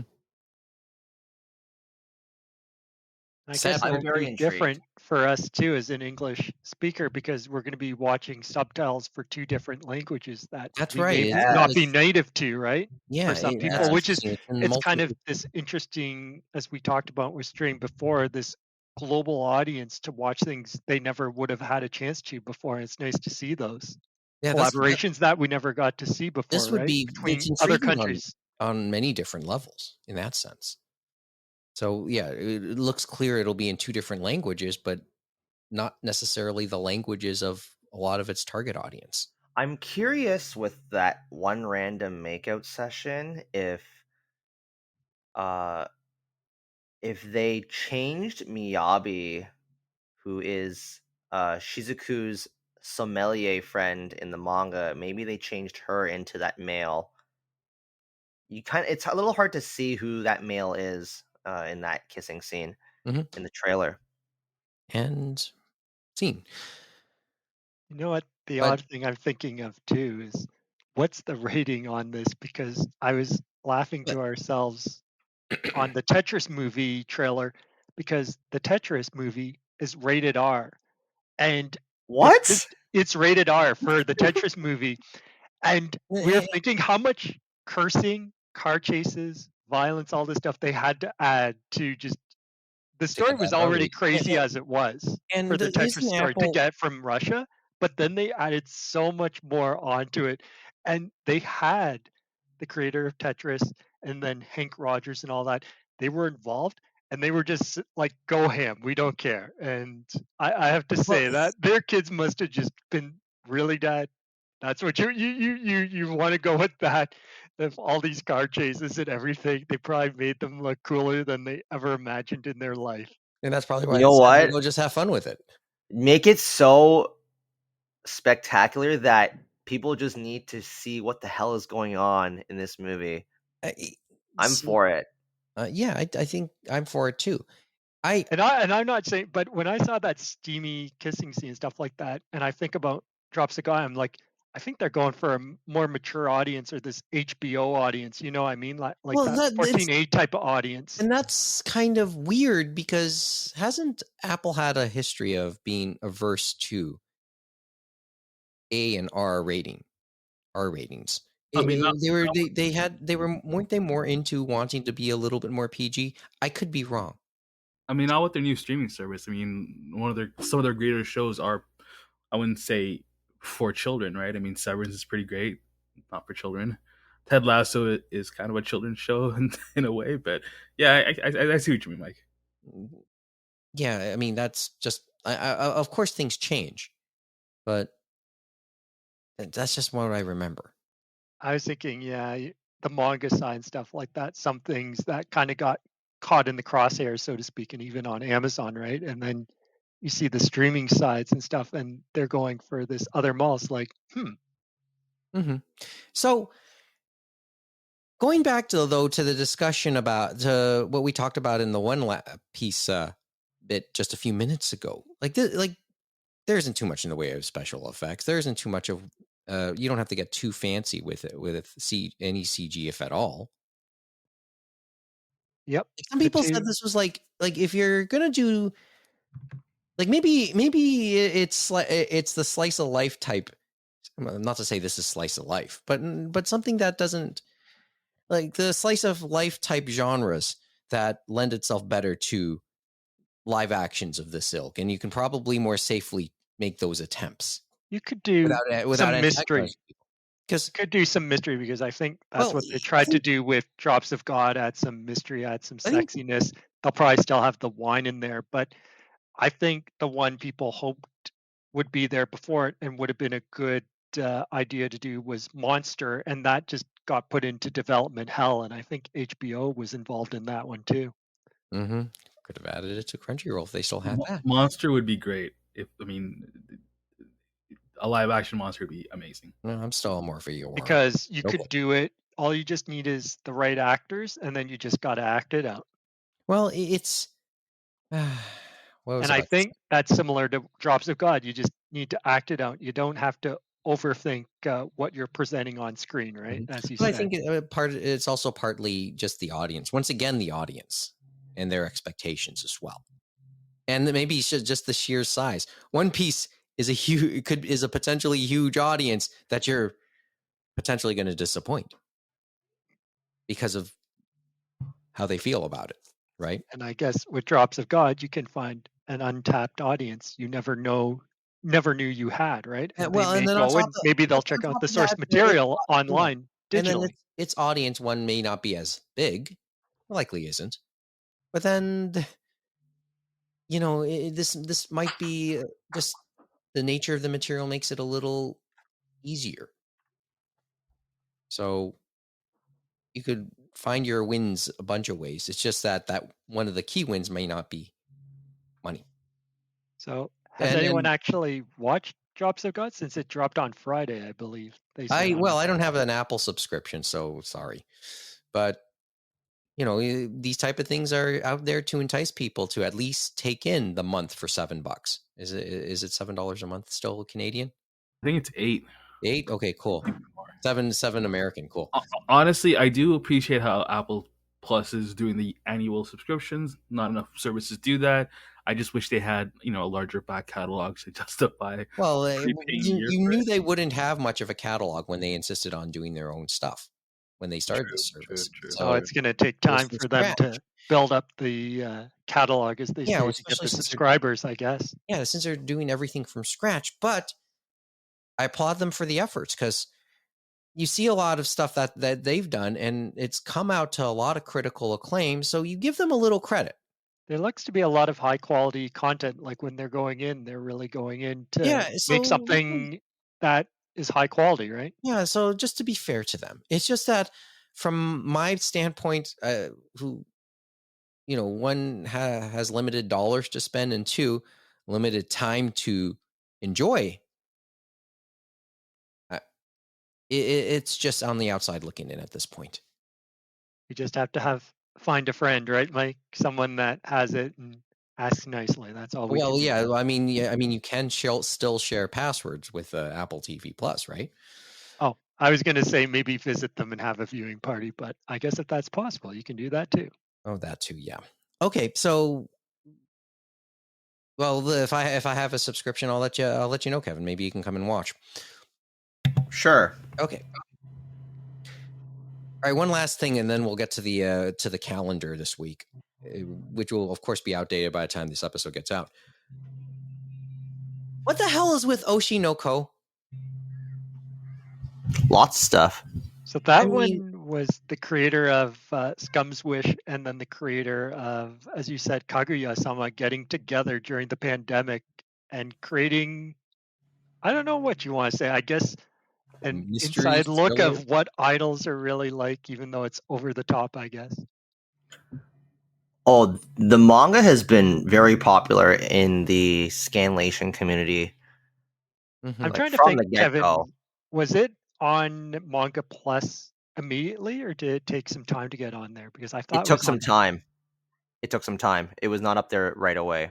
See, it's just this is such an interesting little story. Just like you see this in terms of, I'm sure the story itself. I'm seeing this in terms of what it's done in the fandom, and maybe to some of the business, because the anime debuted to a lot of, I don't know if acclaim is word, but certainly buzz.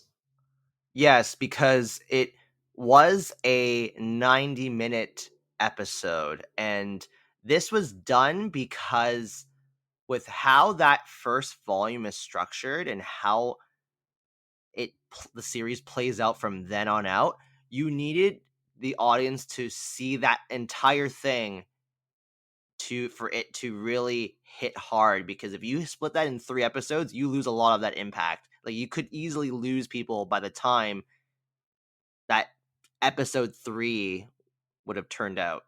But Yeah. you figure it was a good idea of, as they say, they had to find the broadcaster that would give them 90 minutes.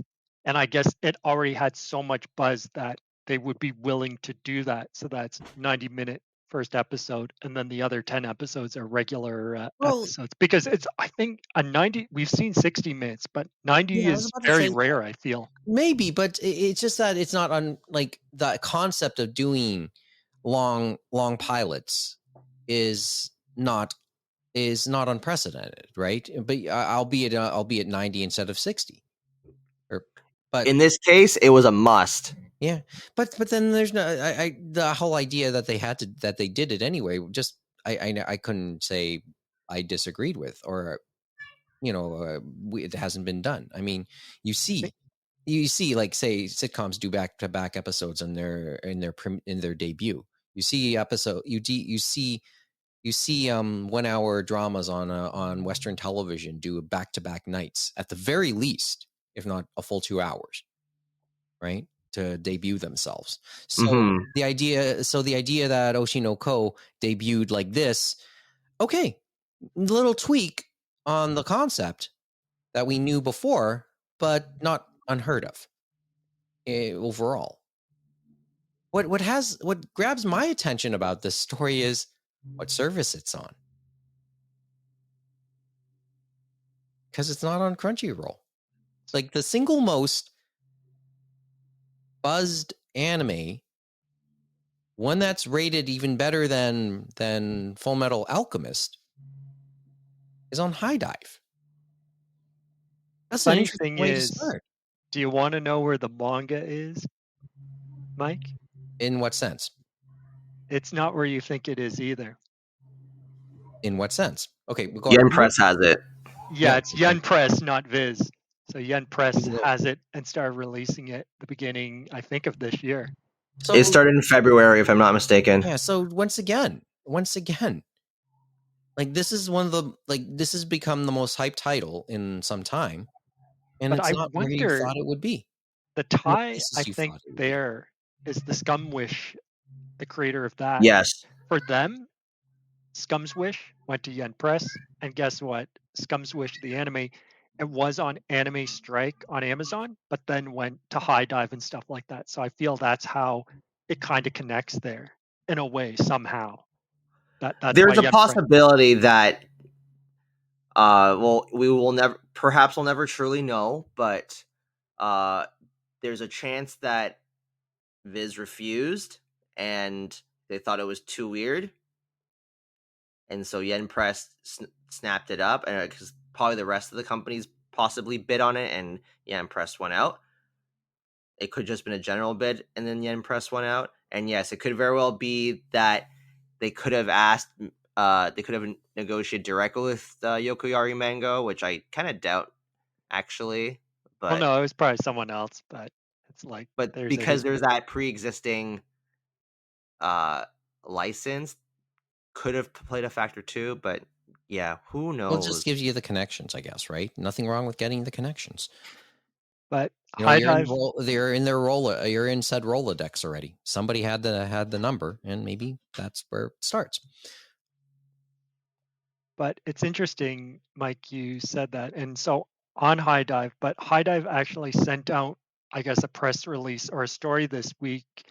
And it's like, obviously since the second episode, but they said it has become the streaming service's #1 series launch in the streamer's history last week. and the series ranking is based on number of views in the first week since it streamed, and it said it shattered all trial starts records on High Dive, which means people actually started a trial to watch this show, which is quite something for them, especially given what they usually get, is they get slim pickings, as we know, and they have gotten some good ones that we may like they did get Yurtse Yatsura, but I don't think a lot of people are going to High Dive to watch Yurtse Yatsura, unfortunately. But people could be going to High Dive for this, right?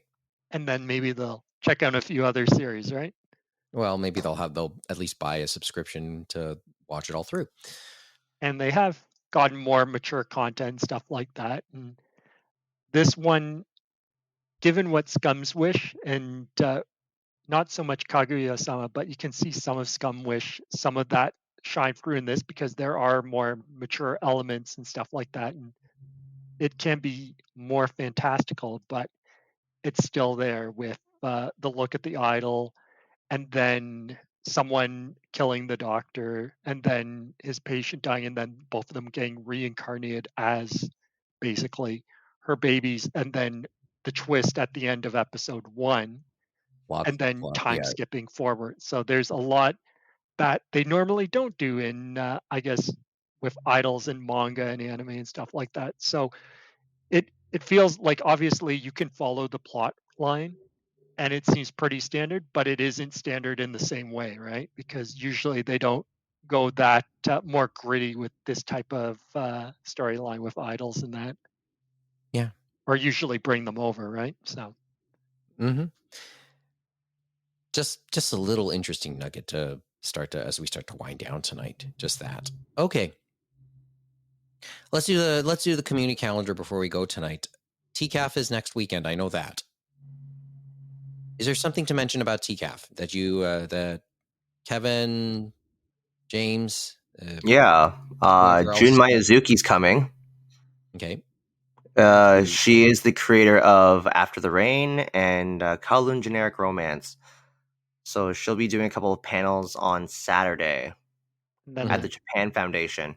Oh, at the Japan Foundation. Okay. And then a signing after the second panel, and then a signing on Sunday at TCAF in the morning. But it's nice to see that we still have some manga careers coming over to TCAF and stuff like that. And it'll be interesting. Well, it'll be my first year back, so it'll be interesting to see how many people show up, as you said, Kevin. So I'm hoping I can get into the autograph line for the Sunday morning, not too early. You know what I mean? I'm thinking of the other careers where we had to go like way early, like line up at 4 a.m. in the morning early. Like how we almost didn't get Inyo Asano's autograph, or how we didn't get Junji Ito's autograph. So honestly, not that upset with Junji Ito, to be honest. So out of interest for last year, since you were there, Kevin, how long were you there before you got the autograph of the career they had last year? So last year's guest was Akane Torikai, who did Sensei's Pious Lie. That was released by Kodansha last year. Her line was not very long overall. So you could get there at the beginning and you'd be able to have an autograph and see her. So hopefully we'll be similar, but we'll see how it goes, right? Yeah, it didn't take too long. Like I would say I was like partway through the line. Like I think I was in and out within half an hour. It was nice because you were able to talk with her a little bit through the translator. Translator is usually Jocelyn Allen. I think Jocelyn Allen is going to be there again, it sounds like, and she'll be there for the panels and probably there for the autograph line. But she's been really good to TCAF too, so that's good. She's most likely going to be there, I would assume. And then, but I guess it's because Asano and Ito, for both of them, they're just so big that it kind of was an outlier compared to what we were used to. So it's like I was just thinking, hopefully we can just go at a normal time and be able to get in line. Yeah, I'm curious how it'll be. I don't think it'll be like nearly as big. Like, yeah, because I feel like even back then, like, yeah, it was only ever those two that it really became a concern to get an autograph when it came to the Japanese manga creators. Because even when I thought it would have been a slightly bigger line with, say, like Ayakano or Konami Konata, but maybe that's just, or even actually, who knows, right? Like back then, I don't think manga was as big. Like Requiem the Rose King wasn't as big in the case of Ayakano because there was no anime for it at the time. I actually did not get Akira Himekawa's autograph, the duo behind the Zelda manga. So I don't know how long or short that line was. They were there next to Ano and stuff like that as well, because Moyoko Ano was Ano, there, his yeah. wife was there, and they were there Yep. too. So Well, Moyoko Ano was the guest, and yes, the husband tagged along too.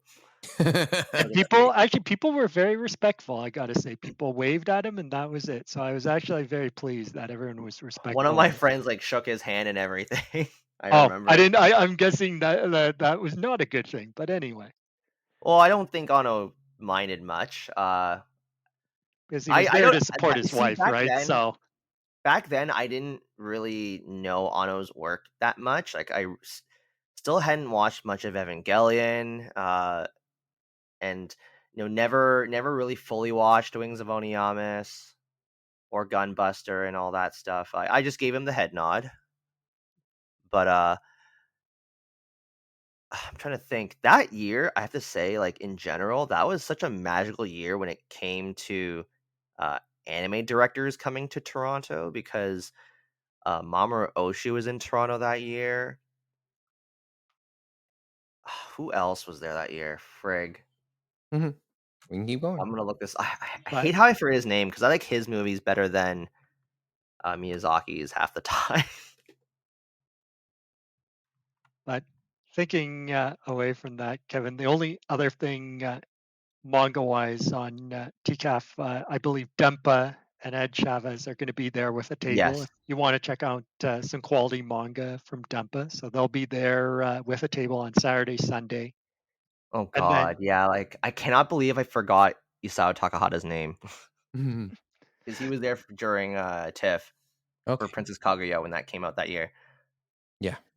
And Also, then, as Mo had put in the chat, it's like there is the in-person. You can buy some stuff and check out some tables of some different comics and different art and Yes. stuff like that, which is great to see. It's all going to be at Toronto Reference Library.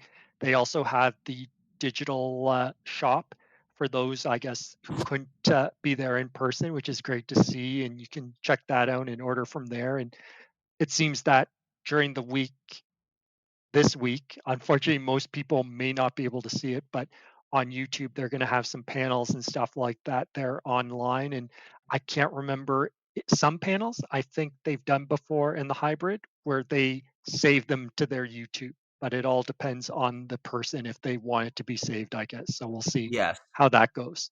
Okay.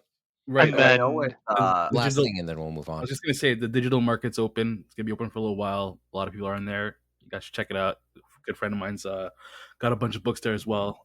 Hopefully, Mike will add the link in the description. So I got Is that the one you just gave us? yeah. Okay. and yeah, it's and yeah, just as a comics, quick prints, aside, and stickers and that. So great stuff. Go yeah, ahead. as a quick aside, it's a lot of the indie or smaller publishers will go there, and including the ones that will do both indie or slash independent comics and manga. So like Drawn Quarterly usually comes every year. Last Gasp usually comes.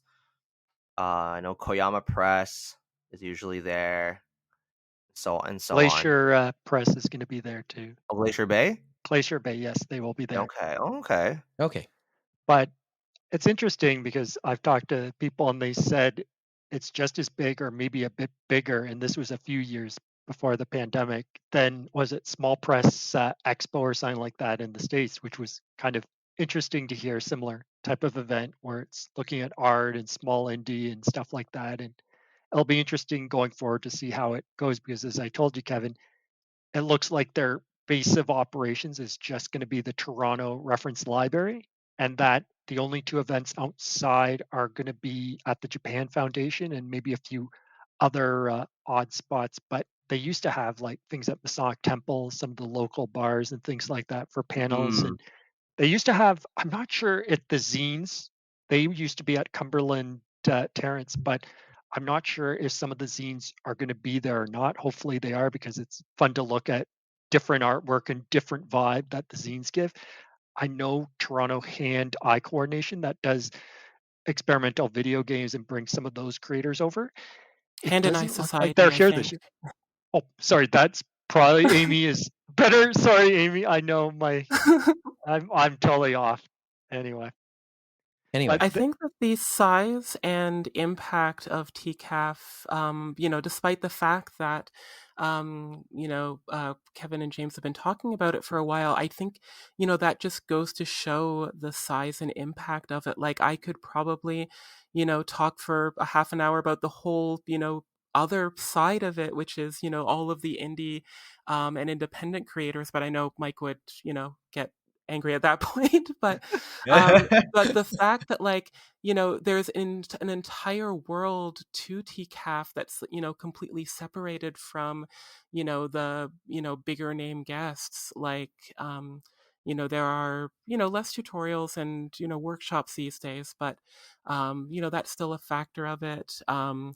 The, all those, sort of cute, little 4-panel or 1-panel comics you see on Tumblr or Twitter, False Knees, so the funny bird comics, which some of which have become meme formats. That artist was there last year. But yeah, I know Mike is probably tired, so I will. But TCAF is huge. Mo touched on it a little bit, but we gotta show it some love. It's happening next weekend. I grant I've never been to it, but you guys talk about it so lovingly, and I want to give a couple minutes to that.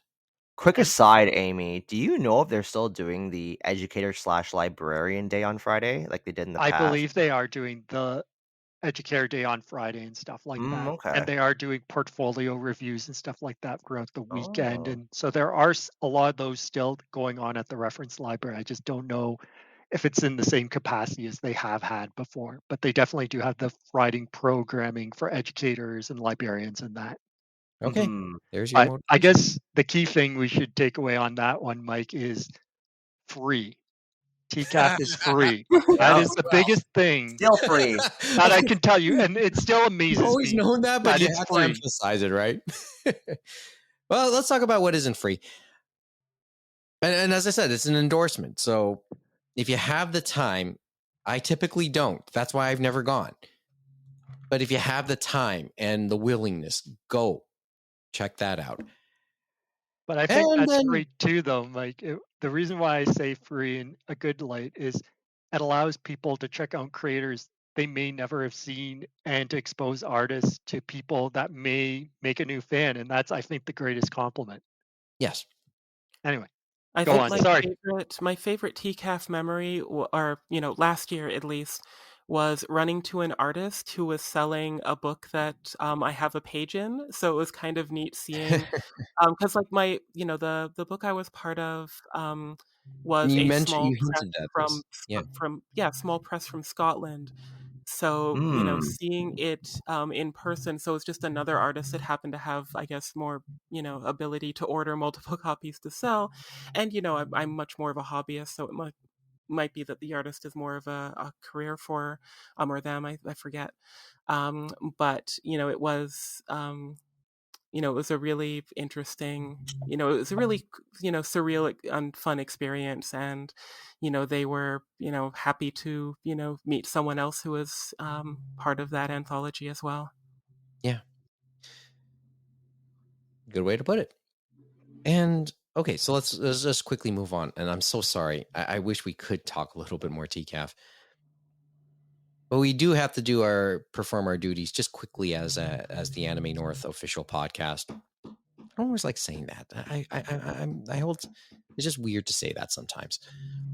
But yes, Anime North is about a month away as well, and the list has been compiling. Just to put that out there, and we'll talk about it in the weeks to come. And I know we'll do at least one more episode, maybe two. Kevin and I do have tables at the Noma Noichi this year. and we'll be beside each other, which will nicely conflict. And if we're going to do a late night taping on Friday, I'll be in a rush to do it, and Kevin may not make it at all. Well, probably come like at least half an hour after you. Yeah. So we'll talk about that before, like, as we get closer. Of note this week in the Anime North news, though, the Japanese guest of honor has been announced. Or at least a Japanese guest has been announced. Let's call them the honorary guest, because everybody who's announced should be looked at is an in various honorable ways. guest and stuff like that. Yes. But it's Okay, so yeah, 3 guests from one studio. Yeah. Oh, and yeah. Okay, and of course, the musical guests as well. Let's just focus on those two for a couple of just quickly. So the one that was announced earlier this week, Hitomi Miyazaki, Miko Ikitani, Yoshihiro Watanabe from Studio Orange. James. Finally. Okay. Finally, we're getting production people to come. It's been a long time coming. We were hoping for that, but it's going to be interesting to pick their brains, especially with we talked about CG. This sounds like a very. Is one of them the one of the speakers who was at the online version, or was that a different Studio Orange representative? I don't recall. I can't recall. Maybe it might have been different, but we'd have to go back and look. But if it was Yoshihiro Watanabe, he would have probably been involved. I know he does have a good grasp of English. He's fluent. So this is probably who will be speaking most of the time. But I guess a lot of it has to do, as they said in the thing, they talk about Trigun Stampede, and probably, I guess you could put B-Stars in there as well, because a lot of that has shown audiences that the Japanese can do some really nice CG animation and things like that, and they have a long way to go, but they're on the forefront compared to other examples we've seen. Mm-hmm. I was about to say, this sounds like a guest with a lot more substance than I've seen in a while. Like, I mean, don't get me wrong. I always, if a Japanese voice actor comes, boy, would I be interested sometimes. But this sounds like a lot of steak, right? That's the impression I get just by reading, just by my reaction when I hear about Studio Orange coming. So there's that. I know we'll probably gush have a little bit more time to gush about that as we get a little closer to the day. That was announced 3 days ago, so on Thursday, I believe. Mm-hmm. Revive said the Prophet. Also, finally, we're getting musical acts again. Okay, so that's a weird one, because they say they're coming for Anime North. They are doing a show in Toronto on the Thursday, but I'm not sure if they're just going to be there maybe for the Friday, because I know at some point, I think it's like the Sunday or something like that. They have to be in New York City to do another show. No, you're thinking of Man with a Mission. Oh, Man with the Mission. Oh, Man on a that's Mission, why. yeah. And we actually mentioned that last time. But they're the Man on a Mission is the database and the Raise Your Flag guys. Well, okay. No wonder I've been so confused. I was looking at it and I'm like, is that the same band I'm thinking of? Well, it's good to know I'm totally out to lunch today. Survive Said the Prophet is more known for their Banana Fish theme songs and the theme songs for Vinland Saga. There you go. Yeah, that's what I thought, because they had season 2, the most recent theme song. So second theme song, I believe they had. So that's why I was familiar, but I was thinking similar. Those, yeah. And I think it was because they said Japanese rock band. That was the other problem too. Well, it's something. And, Anime North is about a month away. It's taking shape quite in an interesting way. And yes, we are set to tape. We just don't know all our details yet. I'm sure they're curious to know our details too. I'm guessing, I can't remember where they did. I guess they would do it in the North Building then, for if they're doing a concert and stuff like that, because that would make the most sense. You would think. The TCC. Yeah, of the TCC. Okay. So there's that. And I know as we get closer to Anime North, I will, and we come back on or have time to do episodes, we'll talk a little bit more. The last thing on the calendar this week, although if you didn't get tickets for it already, you probably won't get the chance to go. The RADWIMPS concert happens here in Toronto. Mike, that's not true. If you were willing to shell out. Well, yeah, I know you just showed me the StubHub link. I was going to say it's not as bad as the regular North American acts for StubHub, right? Or Yeah. God, or the Leafs tickets. I'm Well, guessing you although can get cheaper for the than Leafs Leafs tickets, right? yeah, okay, I get that. I was about to say the line I was saying was $500. At least you get 2 tickets. Mm. Well, I mean, this is kind of one of our first full circle moments for the episode. We started talking about watching Suzume, and then we're about to end the episode talking about RADWIMPS. I Full really, circle.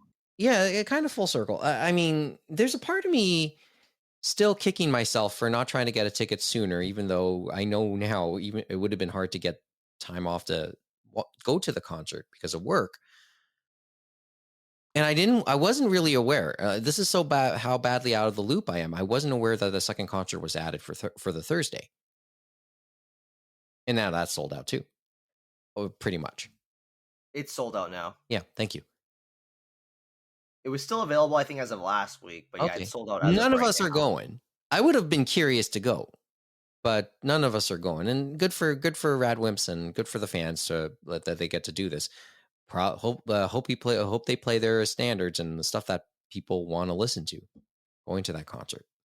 But I just thought we'd put that out there. RADWIMPS will be in Toronto in the coming week. I wonder if any of their, because I know they delayed the tour, but I wonder if any of the others got a extra show and stuff like that, because obviously it's rare when you hear that, especially for other acts outside North America. Mm-hmm. So that's nice for them, though. That they were able to add a second show? Yeah, and hopefully it's not the scalpers. Hopefully people will actually be in the seats, right?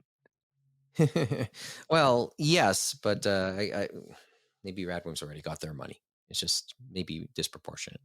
Anyway, as I said, I apologize to everybody, and this I'll say this sincerely. Not the joke about how many listeners we actually have, because I know those that do listen and give a damn about the show. So I do want to apologize for the last month. Yeah, life happens. We're going to still keep trying, and we'll try and churn out and come on and chat the best we could. It isn't just life happens, and it hasn't just affected us doing this show. On a personal level, it's affected my own enjoyment of stuff. I barely got through 5 volumes of Beastars in the last month. Did you finish Edge Runners? No, I still haven't finished the last 2 episodes. I still want to continue watching the live action Maiko-san no Makanai-san. I still want to finish watching a little bit more Blue Lock. I still want to read a few more volumes of Kaguya-sama. Like, there's so much on the list, on the to-do list, and I just have not had time. There's even a Power Rangers movie that I'm curious about, but let's not go there. And right now, sitting in a bag, just to my left, are volumes 6 to 10 of Beastars. I have not picked up volume 6. I've had those for nearly 3 weeks. I have to renew those within the next 24 hours, so I can take some time to continue watching. As I said, life happens. So being able to pause to talk about the things we love to watch and read, much less reading and watching the stuff we love to watch and read, is always a real treat. And it's become a little bit more complicated, because for the 5 of us, it's tough to be able to sync our schedules just to be able to spend a couple hours just to chat. Truth be told, we could have done this last Friday, but we gave a damn about watching Suzume instead of actually taping. And there's absolutely no regret, obviously, about making that choice. Although I still think James regrets not being able to see it in IMAX, right, Mo? Well, after what Mo just said, you know what? As long as I got to see the movie, I was happy, and it was great to actually see it with other people, right? I mean, that's the best part, seeing with other people. Here. Here. That was Amy- really the biggest part, is Yeah. seeing it with others. Yeah, and Amy, I hope you get the chance to see it pretty soon. So, Yeah, as I said, so once again, that was something to look forward to. We'll talk a little bit more about Suzume at length. I know Kevin and I want to sit down and talk a little bit more about manga on a lot of different fronts for another possible Space Eater chat. Lots of ideas. It's just that we have to give ourselves time to execute them. Mo and I have been talking a little bit about our web stuff. I know that we're in the latter stages of the revamp of the website, which may or may not be relevant. But we're going to take some time to do that. And yeah, I haven't even had time to update the links and the social media stuff for the show. And we'll just try to do it as time permits. But as I said, life does happen. But it was just nice to spend a couple hours talking with all of you. Right, guys? Mm-hmm. So, but for now, let's get back to life and maybe be able to enjoy the stuff we love to read and watch. And then we'll get back to you. But that's all we have for today. So once again, if you want to contact us, animeroundtable@gmail.com, at animeroundtable, animeroundtable.com, twitch.tv/animeroundtable. One of the things, one of the plans, and I know we have to still execute again, one of the things we'd love to do, aside from the live plays of any of the Yakuza games, one thing I'd like to try and do our Space Eater chats live on video. I'm not totally sure Kevin likes to be on camera, but I don't mind. That's something we'd like to do in the near future. But I can't make that guarantee for when we talk Suzume in a couple days. But once again, twitch.tv/animeroundtable on our YouTube channel. As for the podcast side, you can leave us a review on Apple Podcasts, Google Podcasts, Stitcher, Spotify, and the like, because good reviews will always help us. And always good reviews will help. Right, Kevin? I agree. Please send us your 5-star reviews. Thumbs up, etc. And yes, this is we haven't met quota for April. We hope to be able to meet it within the next couple days.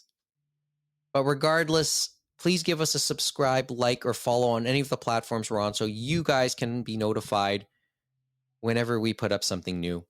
And shout out to Spotify. I know we're not paid by them, but if you do have a Spotify account, we do still have our playlist, the Anime Roundtable playlist, for a list of music based on things we mention on this show. The theme song is entitled Fubuki Snowstorm by Piko Misaki, which is the title track of her most recent album. Check out more of her music at picoinfinity.com or on Facebook at Pico Zen Music. You could have listened to any anime podcast in the world, but you chose to listen to this one, and we appreciate it. Thanks for listening, and join us again for another edition of the Anime Roundtable.